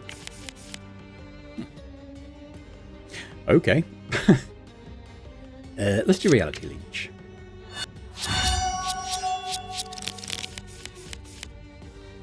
What's his deal? At the end of your foe's turn, if they did not play more than one card, they are slain. Yikes. Okay, luckily we play a lot of cards.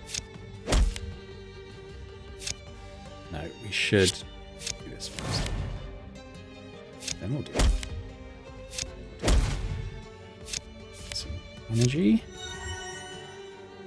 Let the enchantment. This is what I want to imbue at Bolgar next time we see him. Okay. Oh, the evasion. I can't get evasion anymore. That's fine.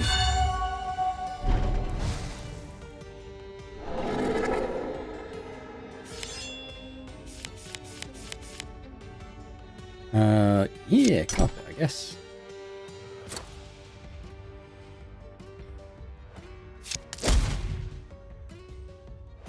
Good.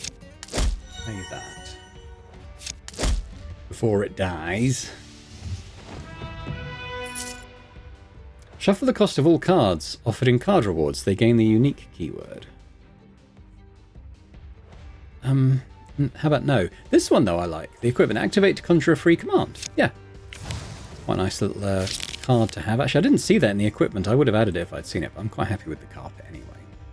Right, why don't we do Amber Drill Crew? There's a lot of stuff being added. I still haven't seen one of these essences. I don't know when they come up. I don't think I've seen a single one. Despite adding 3 every single turn. Nope. This first.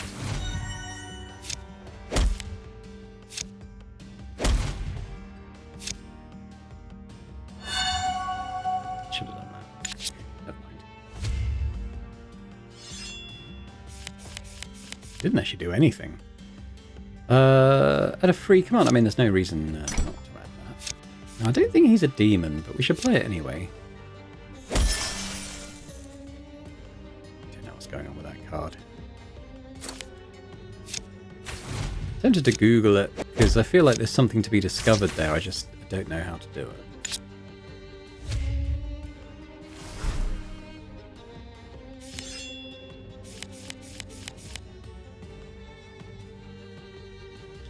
Yeah, we'll take the carpet. Increase a bunch of staff in cost. Might as well add the snake and fight him. Some bleeding. get killed by a wolf.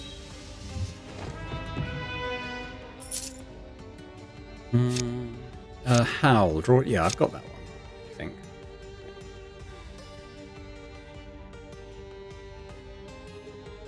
I'm tempted to take this because of that talent I got. What does it do again?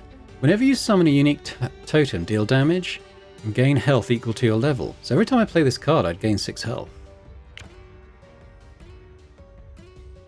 I don't hate it. It doesn't fit my theme at all, but, you know, sometimes you gotta mix up your plans a little bit, I guess. I want to remove a card. Not really. Because we're strong, I think we can leap out of the trap. We don't have to remove a card. I always buy this random rare. Sometimes it's good. Shuffle an untempered monolith, the stone blade, into your deck. Okay. Why do we do the maddening spawn? It's here. It's coming. It's here. Yeah, what's his deal? Looks like he's a madness guy. Start a turn. Shuffle your foe's discard part into their deck. Alright. Okay. That might not go as well for you as you imagine.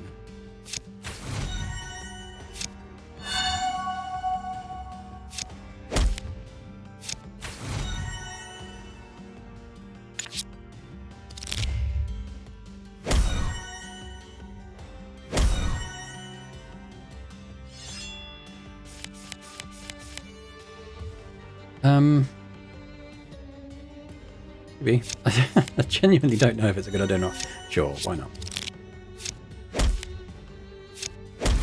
Remember the way this guy works, I don't even know if it's something that would come up.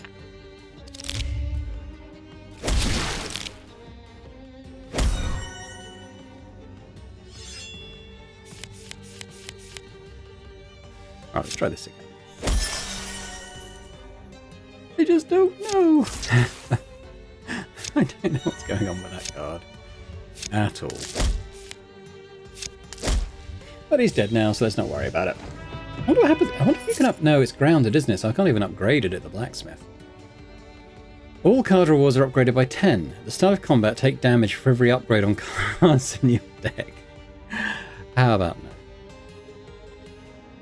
And I've got those other ones. Alright, let's reset that anyway. I'll upgrade.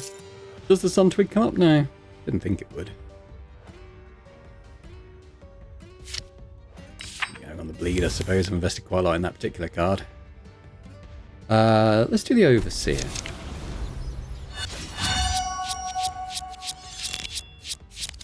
Ah, was it adding to my deck?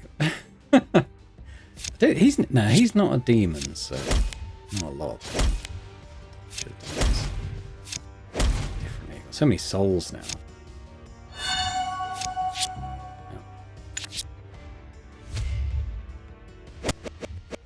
Whoa! Hang on. What did that card do?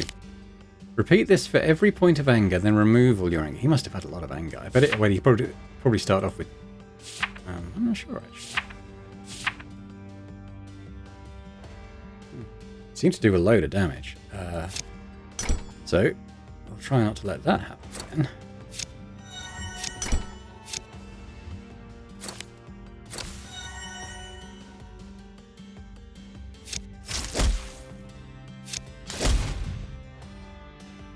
It might.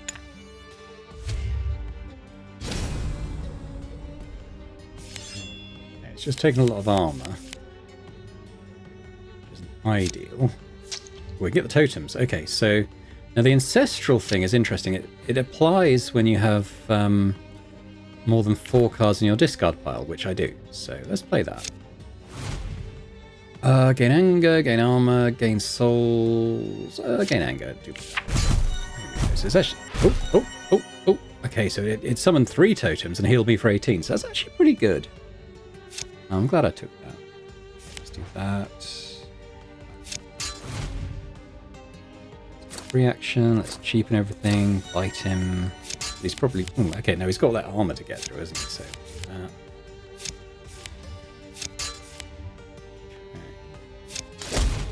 okay. Bye.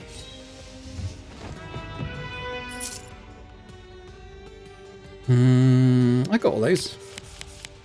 I'm holding out for that legendary to appear at some point. Right, let's imbue my tracking. So, reminder, if you at the start of the turn, if your foe is bleeding, conjure a free command. Yeah. Not amazing, but, like, free action's always good. Ooh, levity. So this is going to reduce the cost of a card in our hand. I'm tempted to do the carpet. So I can always play that for 2. Yeah. Because 3 is kind of expensive. To the opportunity. Ah, the gemstones. So we can... Yeah, I always tend to get my max HP going up by 10. We do take a bit of damage, but it'll be fine. But we could rest now. Some back. We'll do the... I didn't like the extractor. Let's do reality leech. Ah!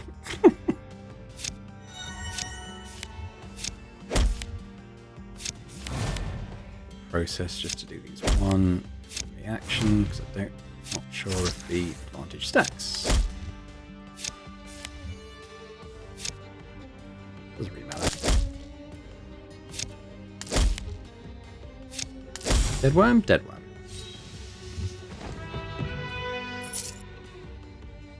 Shuffle the keywords of no.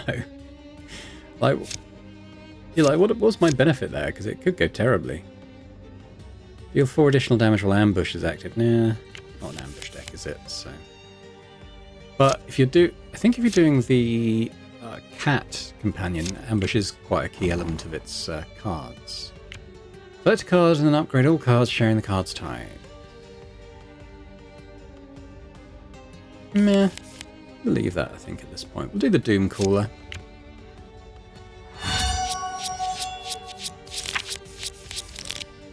A lot of stuff entering my deck there. 10 insanity cards. Okay. I guess I could start off with a heal. Really anger again. It's got a powerful heal, that. I mean, it's not its primary purpose, but I'll take it. And it really isn't. It's interacting with the talent that guy, isn't it? So the random one. I kind of like how runs can, you know, you can start out with a plan in mind, but then things will happen or be offered to you or taken away from you or whatever. That kind of just alter that in little ways. That can be quite fun to kind of work around, I think.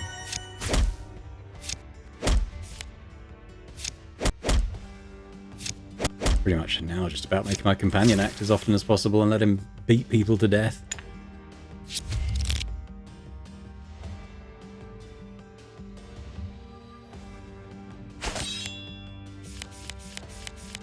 What are the demons? So we'll play the twig. I'm wondering if there's like a thing, like if you play it a certain number of times, like maybe it upgrades or something. I really couldn't say.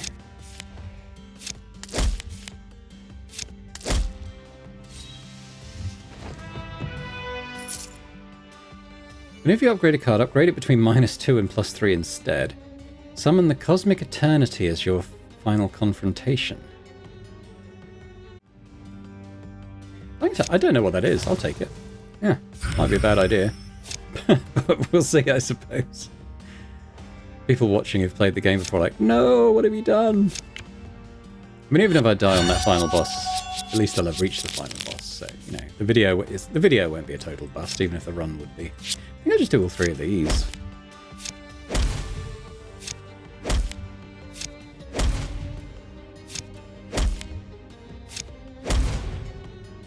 Too bad.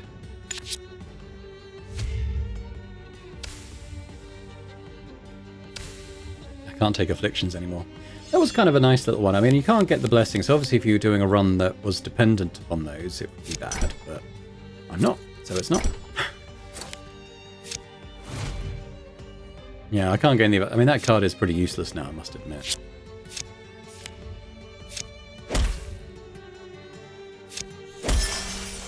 I still don't know if that's good or not. It feels useless, but I just don't know. It feels like there's more to it. There's something I'm missing about it.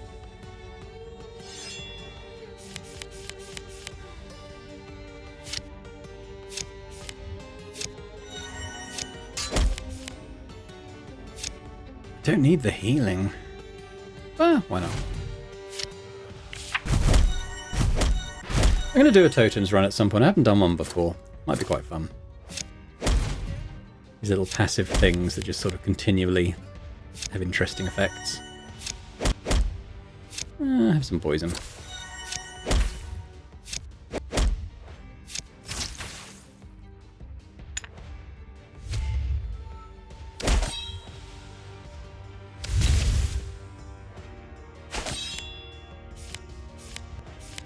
That's where the insanities come out.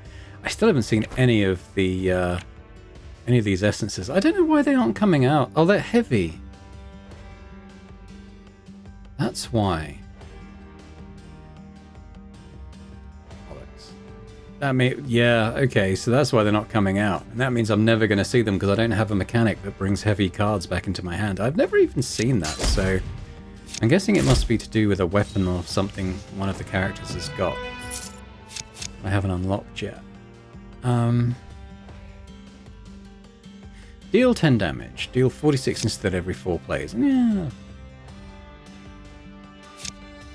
Marked is interesting. Marked targets can't gain armor or evasion.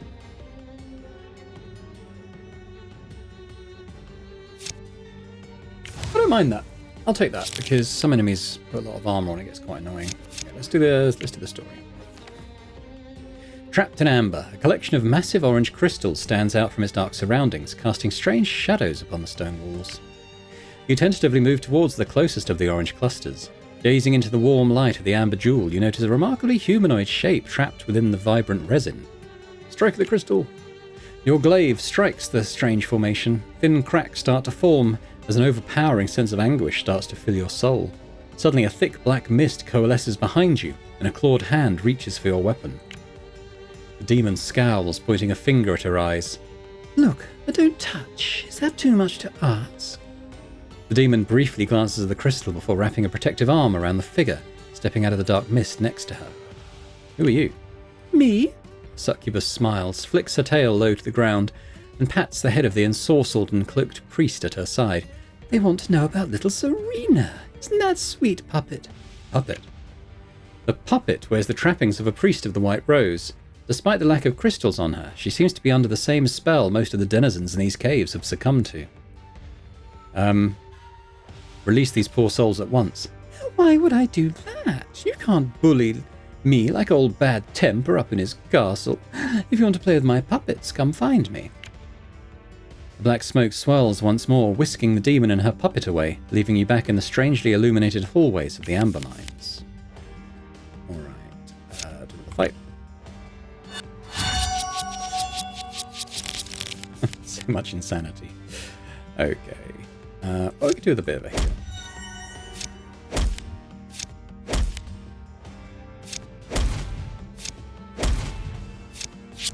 Oh. So used to playing free cards because of the carpet, I kind of forget to look at my energy sometimes.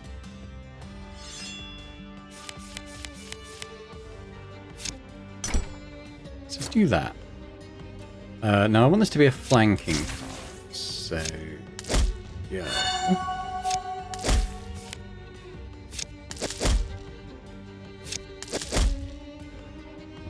Okay.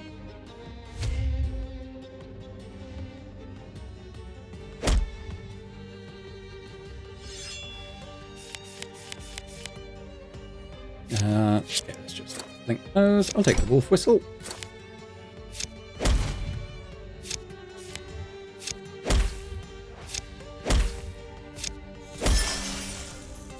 No idea. I'll keep playing it. In the hope that there's some point something might happen to it.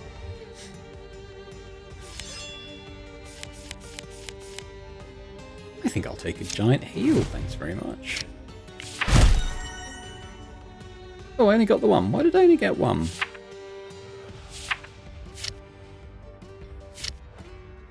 Oh, I forgot to check my discard pile. I only had 3 cards in it. Okay.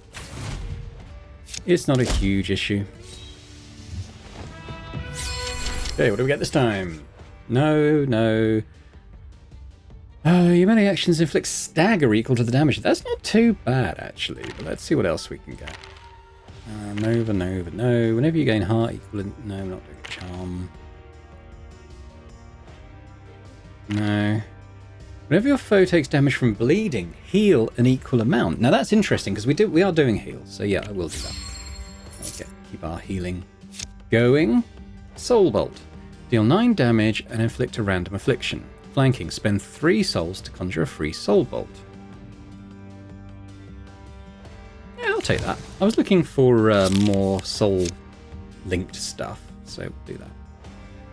Don't really want to do... I can't even afford to duplicate anything like that right now. Let's do Lost Journal. You find a discarded journal deep into one of the mine shafts. Whoever left this must have done so recently. I'm going to skip these. It's kind of the Dawnbringer moaning. It's not that interesting. Okay, let's do the extractor.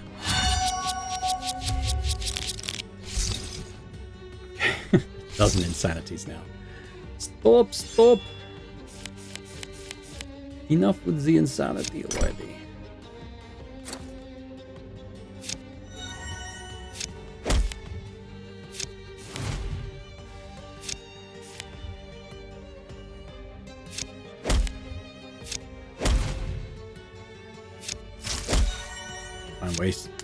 More ways to spend souls. I'm just accruing them at a stupid rate at the moment.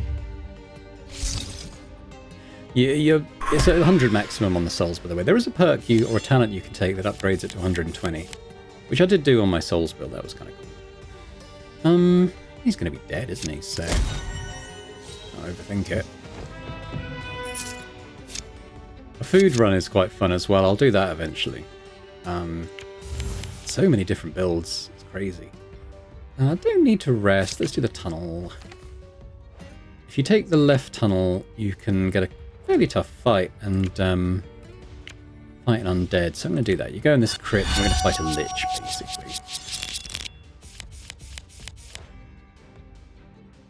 think this works on undead, doesn't it? It did. The twig does nothing.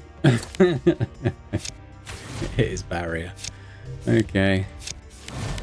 Oh, got stuff going. Got stuff happening. I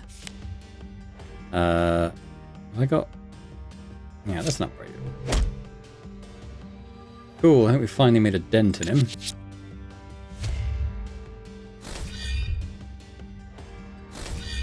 Oh, he can lower his health and set ours to his maximum health. I've just remembered what he does. So at some point, if he lives long enough to play this card, he'll lower our health to 35. It absolutely sucks. So let's try and not allow that to happen.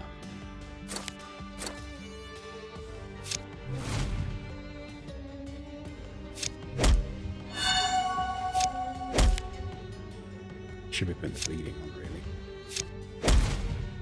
Almost got him.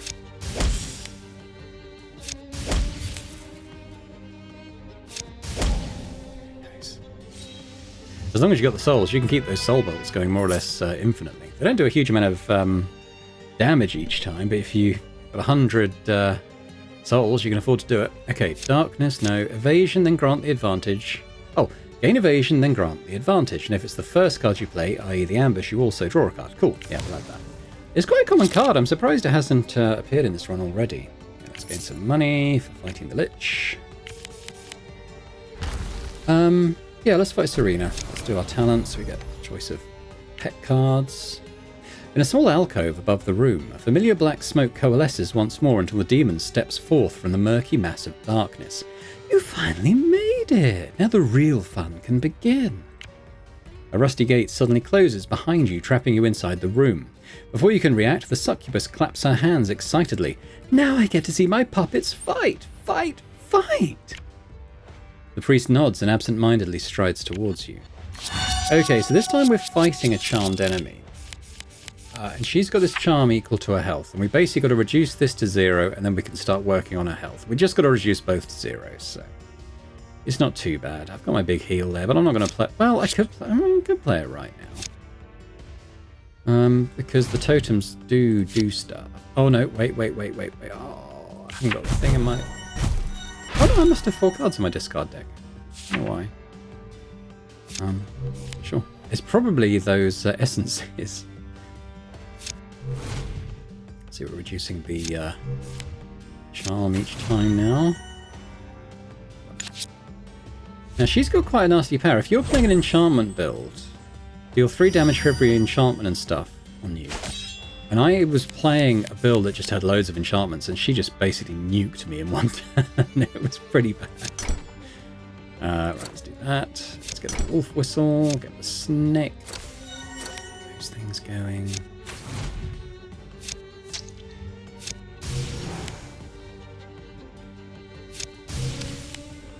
She's got so much health. I think doing these, using up all my souls on that doesn't really make sense. So.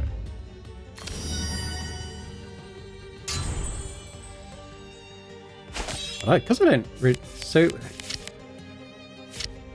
For every active enchantment and blessing, it was the blessings, yeah, that got me absolutely nuked. I don't have the jinxed either. She can't jinx me because jinx cancels the opponent's next move, action. She can't actually jinx me because of that thing I took that doesn't allow me to have blessings or afflictions. That was kind of cool. Okay, so let's do that. Do that. We want that to be flanking.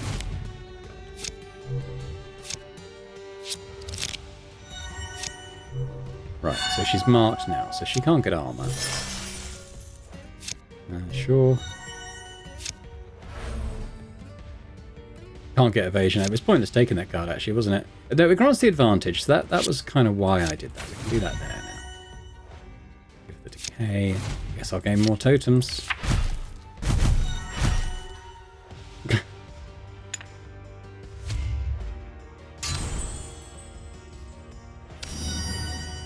I'm interested to see what the end enemy is that we've signed up to fight, because I've never seen that before. Ding, ding, ding. I'll play you again.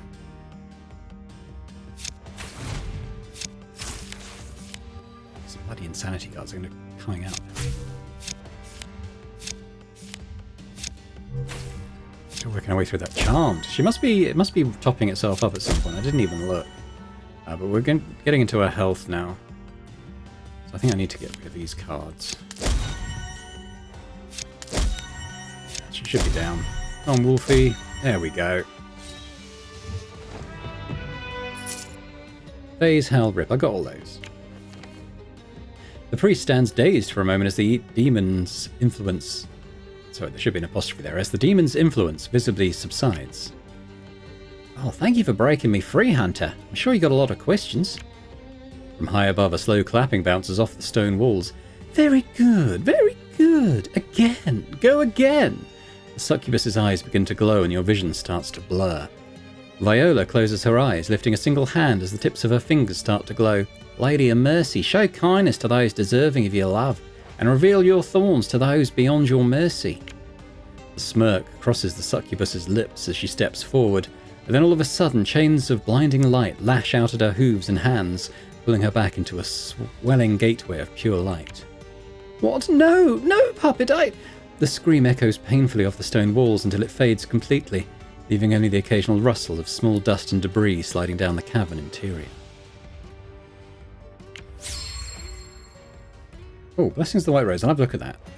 What was that? Gain 5 health whenever you visit an opportunity. Oh, cool. Viola watches the demon vanish, only averting her eyes once it has truly vanished.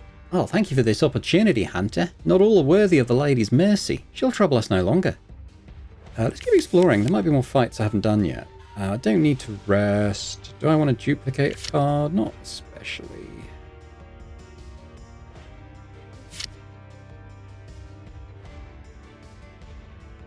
Nice that's so upgraded, but I don't really need it to be.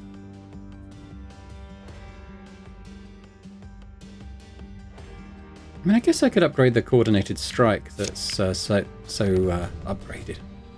Did I say upgrade again? What I meant was duplicate. This one.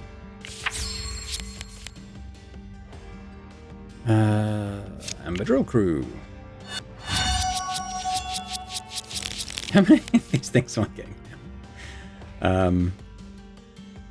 Maybe we're going to do 3 of these. See what we get. don't need the healing right now.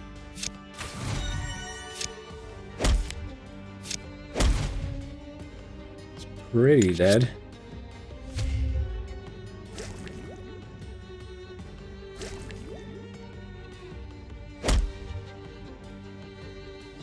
Can't inflict brittle, I'm afraid. I'm immune. Alright. Got a little heal there.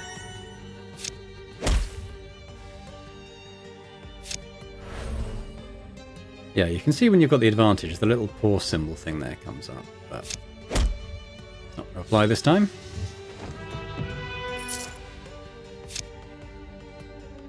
This combat, your melee attacks inflict 1 bleeding. Yeah, hell yeah. I've actually got enough to imbue that at the next site we get to, which I will.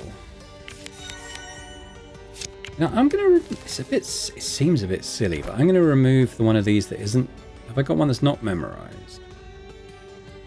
Not memorized or upgraded, so I'm actually just going to remove that one. Another campsite. Have I got anything else to remove? To be honest, these glaives, because like, so many ways of making the companion act. It's almost like I sigh a little inside when they hear. We've done Thornwind Past. I've done the Deep, I think. I'll do Godscar Wastes. I haven't done this on the channel yet, I don't think. Once a stage for a great battle, this place now harbours unspeakable horrors that feed on the remains of fallen crusaders and demons alike. You stand in a barren wasteland where massive bones protrude from the rocky terrain like ancient tombstones. The sky above glows a sickly green, casting an ominous pall over the eerie silence. Bulgar looks up at the emerald sky. Ah, this isn't some demon hunter. We've entered the domain of Serampek, a predator that feeds on misery itself. I'll be able to keep it at bay for a while, hiding our presence, but it will take a toll on me. I'll never be able to afford for any more imbues. That is good, but I want the imbue. But it's not that important. That's fine. Bulgar waves his crooked staff above his head, a green circle forming around you as previously invisible black tendrils collide with its shimmering shell. Ah, this should do it, but we best keep moving. Alright, so in this area, yeah, it just helps protect us a little bit. I'm not exactly clear on what it does, but let's do Enthralled Demon.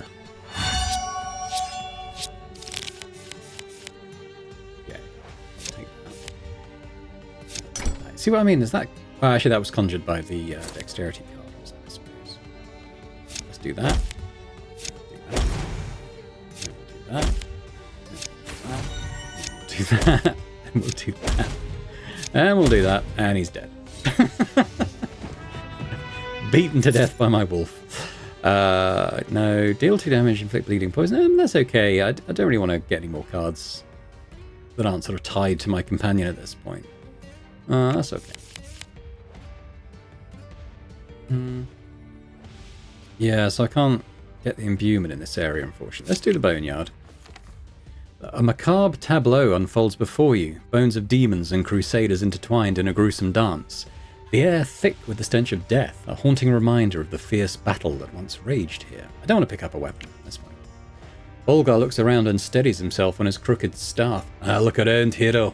This is the signature of Serampek. Destruction, death, and above all, misery. It feeds on it, helplessly trying to sate its ever-growing appetite. What's going on here? Oh, the power in this place is palpable. We could learn a thing or two from this if we want to rid ourselves of these demons once and for all. It wasn't just the demons it slaughtered. Makes no distinction between good and evil, which makes it even more dangerous. Teresa smiles wryly. And practical. Creature after my own heart. Who is this Serampek? Parasite. One of the worst of its kind. It feeds indiscriminately on whatever it can find. How did it get here? How does anyone get anywhere, Hunter? It travelled here across time and space. It'll go where it can to feed its hunger. Why is it here? If I were to wager a guess, the fall of the Goliath would have attracted the attention of it. Demigod suffering in its final moments will be able to sustain it for aeons. How do you know all this? There aren't many things as old as I am, but I'm sure Serum Peck exceeds even my considerable lifespan. And when you've been around as long as we have, you're bound to run into each other. Volgol waves his hands through the air, thin green trails of an unknown substance following it, revealed by the movement of his hand. Ah, that's what he's after. The lingering misery of a dead god. We best get rid of it, Hunter. Alright, release all. You focus your attention on the lingering anima floating around the many remains of dead soldiers and demons. As the rhythm of your ritual sets in, the floating essence seems to recognize you, choosing to follow you and extract its vengeance on those that would harm you. Opportunity. If we throw in a weapon, it does something, I think. I'm gonna keep that twig until the end in the hope that it might do something. Given us recuperate. This combat is an enchantment. Gain 3 heart and 1 anger at the start of your turn if you're unscathed. And that means we didn't take damage on the enemy turn, I think. Alright. We've got Marrow Guard who wants to challenge us. I'm going to do the... some poison.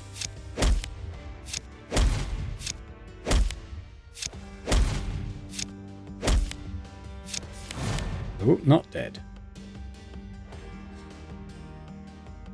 It doesn't really matter. I'll take the enchantment.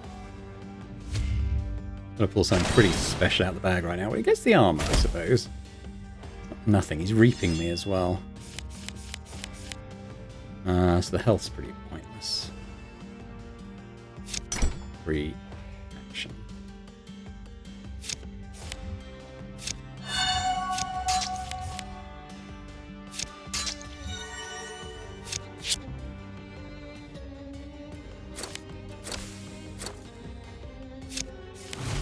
Oh, grounded. It can't remove the cost of that. Oh, that's annoying.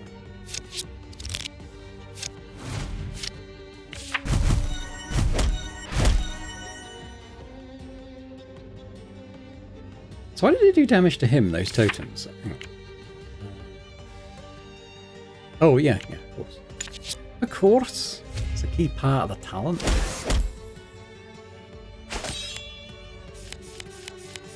Should we kill him with the most basic magic attack possible?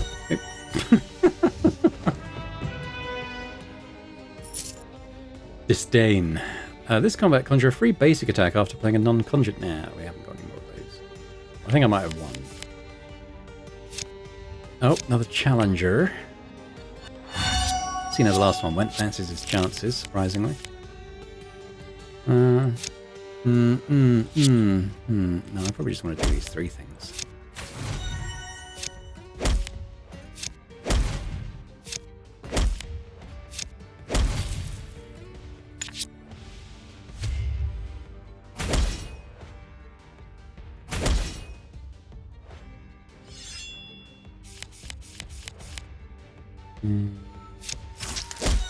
If it bleeds, we can kill it.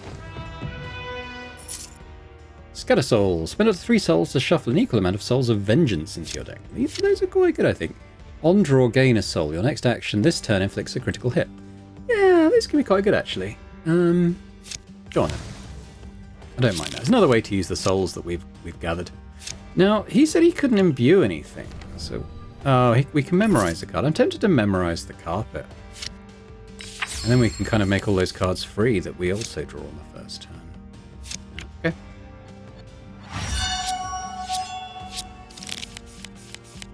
Yeah, so this is how it should go. Do that. That. Play that first. Early... Oh, God, why did I play that first? That was so dumb.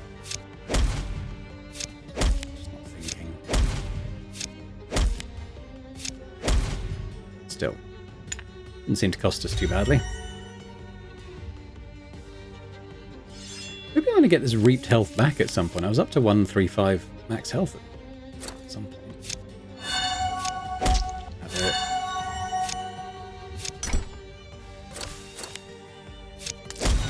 Oh, nearly.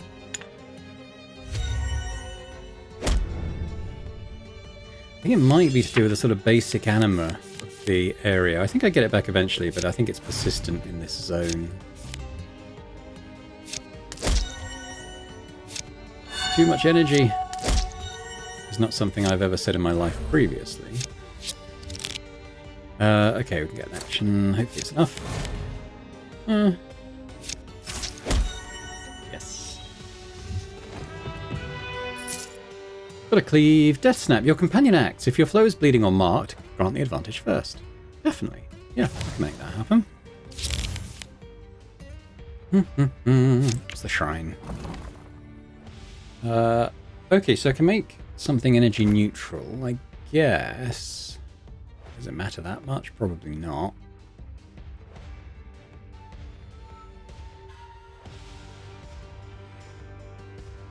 Let me remove this at some point. I don't know why I kept it, really.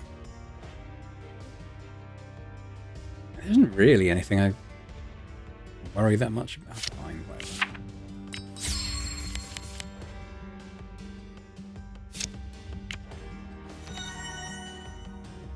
Oh yeah, let's see. Okay, so yes, we've back to full health properly. I don't really want to duplicate any cards at this point. Oh, the magical song. We just hurt ourselves to not be hypnotized by it. The fallen Goliath. A gargantuan suit of armor and bones rests halfway buried in the ground. The figure's helmet gleams above you, untarnished by centuries of ash and wind. A sickly green substance oozes into the barren ground from the missing segments in its broken armor. Oh, will you look at that? That's not how he sounds. Will you look at that? Rhaegar mutters, eyes wide. Kivos, old friend, you deserve better. Who's Kivos? Aye, Kivos Fellheart, Goliath, said to be a descendant of the sun god herself. He single-handedly turned the tide during the War of Horns. I was just a wee boy. I remember other faces once we heard the news of his death. You knew this Goliath? Aye, I did. My master served under him during the War of Horns, and I would have given everything to follow him into the Black Citadel itself. But I was too young for soldiering. By the time I was, Kivos had fallen. The grizzled man looks wistfully for a moment, fist clenching around his hammer. And then there's you. Thank you for indulging an old man and allowing him a chance to make amends for his past. Don't know why, but I see much of Kivos in you, Hunter. What happened here? Only heard the tales, terrible whispers of a battle, nay, a slaughter. Crusaders of Stalwart and demons alike were squashed as bugs beneath a boot. Stalwart? Stalwart was a shining bastion against the demon hordes. With Kivos at the helm, it marked the beginning of a new age. Bright Candle, or even Great Candor, is but a spluttering flame compared to the blazing glory that Stalwart once was. And what's this place? It's a wasteland.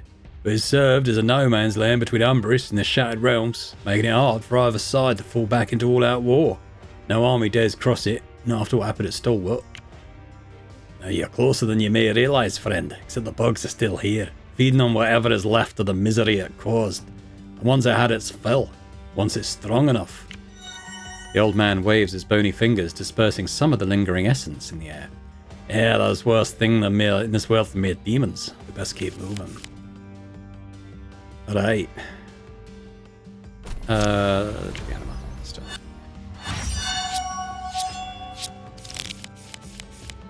Okie dokie. It's going. It's a big wolf attacks on the thing.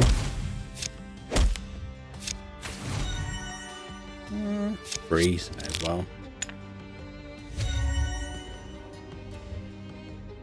Can't do doom on me. Ha ha ha.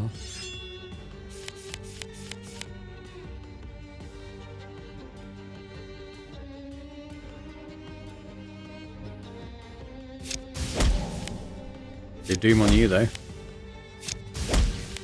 Fool me once, doom on me. Fool me twice, doom on you.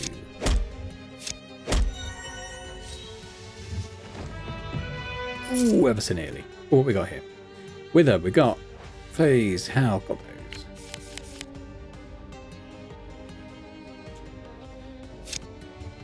Opportunity.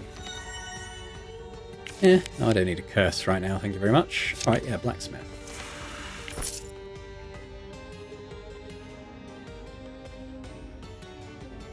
Right, so do we still want to do the bleeding? I think so. I think so. More bleeding's always good. Don't really want to memorize another card unless he's going to offer to imbue something. Okay, I've got quite a lot of cards memorized at this point. Do a Spectre. I'll call him Phil. Right. Okay. Ooh, carpet. Now let's do the lip bleeding first, because that'll help these things do a bit of damage on him. Theory. Oh, bollocks. Okay, that's fine. It's more than fine. It's lethal. Right, we should start getting some quite nice ones of these, but... No, I've already said no to those before. Free basic attack. Yeah, not that good. Darkness, no. No. Whenever you're getting gold, no, it's okay. Whenever you... I'm not an interruption deck. At the start of combat, gain green energy. If the foe's first strike, stun them during the round. That's, I mean, probably that one. It's not amazing, but, like, it's fine. Wither, Ren, Phase, I've got these.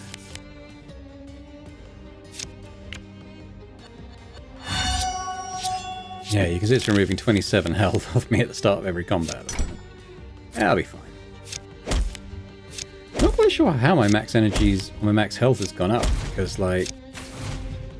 I think the advantage does stack, because I'm pretty sure they all proc. I don't remember ever increasing my health, but I guess it must have happened somehow.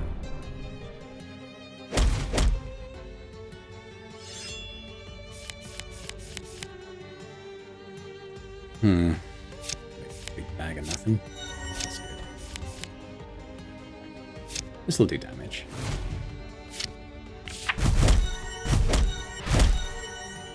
Beaten to death with the totems. And rendered.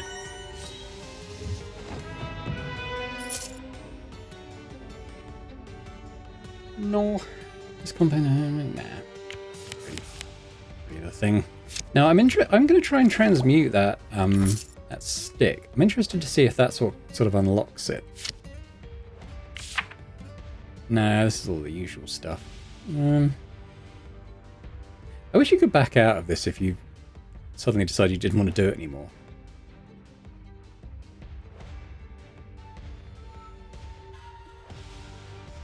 Tell you what, having the haste is pretty good. Again, just makes things cost a little bit less.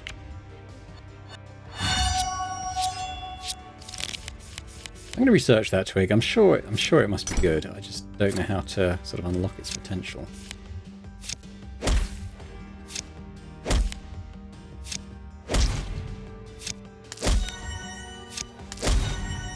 Beating him to death with a wolf. Oh, that was a wither. That wasn't a damage.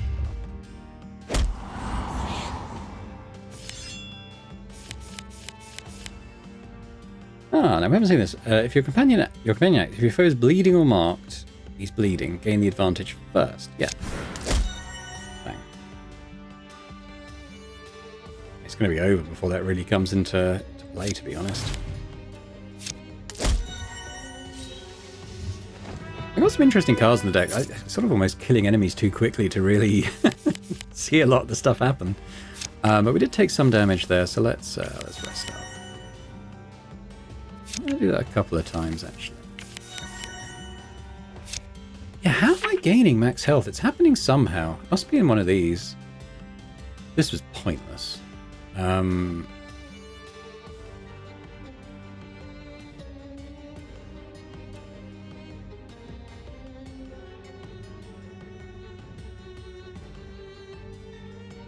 don't know what it is, because this, I'm sure this is heat. It might be +5 max health. I don't know. I'm not sure why I'm gathering health like I am. I'm going to moan. Alright, what does this do? Allows you to alter a card unpredictably. No, I could just ruin something, I think. Play slightly safe on that. This dude, reduce all incoming damage by 1. Increases by 1 whenever your foe plays an action. Okay, so the more... I wonder if that resets on turns, but basically the more we play, the less damage he takes. Try and concentrate on big hits, if possible.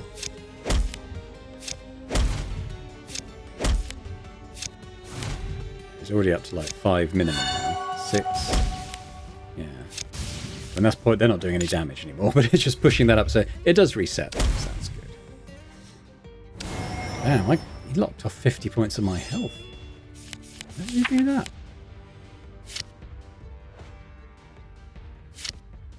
Must just be... Oh, it must have happened at the start of combat. Yeah, we need to do something about that.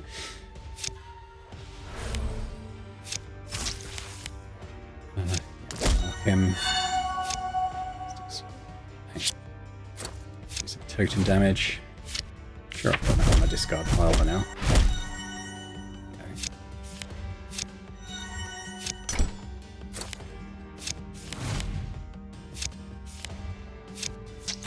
Get in, boys.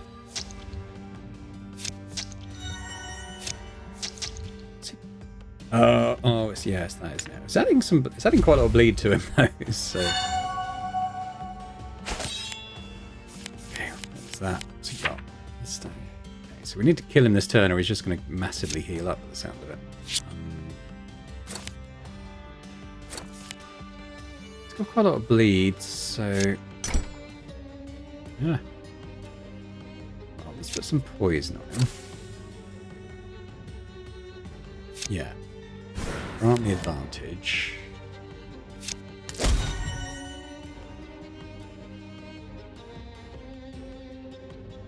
Yeah, fine, whatever. Oh, that was good. Yeah, kind of the bleeding helped us get through his damage reduction there, which is quite nice. Okay. Yeah, I think I might do the heal again. Just this reaping is really hurting us. Let's do the marrow halls. A thick layer of soot and ash obscures much of the structure. The fortress now looks more like a tomb than a keep, a monument to a time long gone and a reminder of the price that was paid for its defense. Not much to look at now, but I've seen the tapestries that depict it. It was a marvel, a radiant reflection of the twisted citadel up ahead. If we have a moment, I want to see what remains of these halls. Alright, go inside. As you enter the interior, you're greeted with a musty smell and a dimly lit atmosphere, with dust and cobwebs coating every surface. Debris litters the floor and the stones are strained and pitted. The main hall appears to have 3 separate hallways leading to various areas of the fortress. Let's do the treasury. As you step into the treasury, you're greeted by a desolate sight. The vast majority of the chests and containers that once held the riches of the fortress are now empty, with only a few trinkets and a single strongbox remaining. Let's open a strongbox. You approach the strongbox in the centre of the treasury, noticing its heavy construction and lock. After working the lock open with your trusty lockpicks, you pry the lid open to reveal a pile of glittering gold, coins and jewels. Nice, 100 gold. Eek, haven't found a way to reduce that. Alright, well, I guess we're doing the boss fight with half our health missing. Okay, what's the deal here? Start a turn, restore health equal to the anima. Oh god, so every turn they're just going to gain 50 health. Right, okay.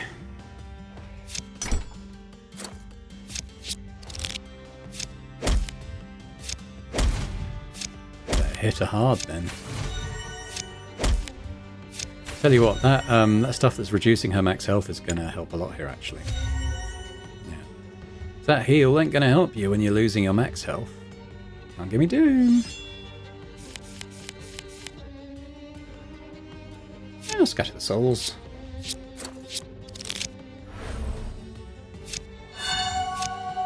Give us some poison. God. She is slowly whittling my max health down as well though, so it's kind of a race to see who dies first. I guess most of the combats are like that really, aren't they? But kind of slightly different here.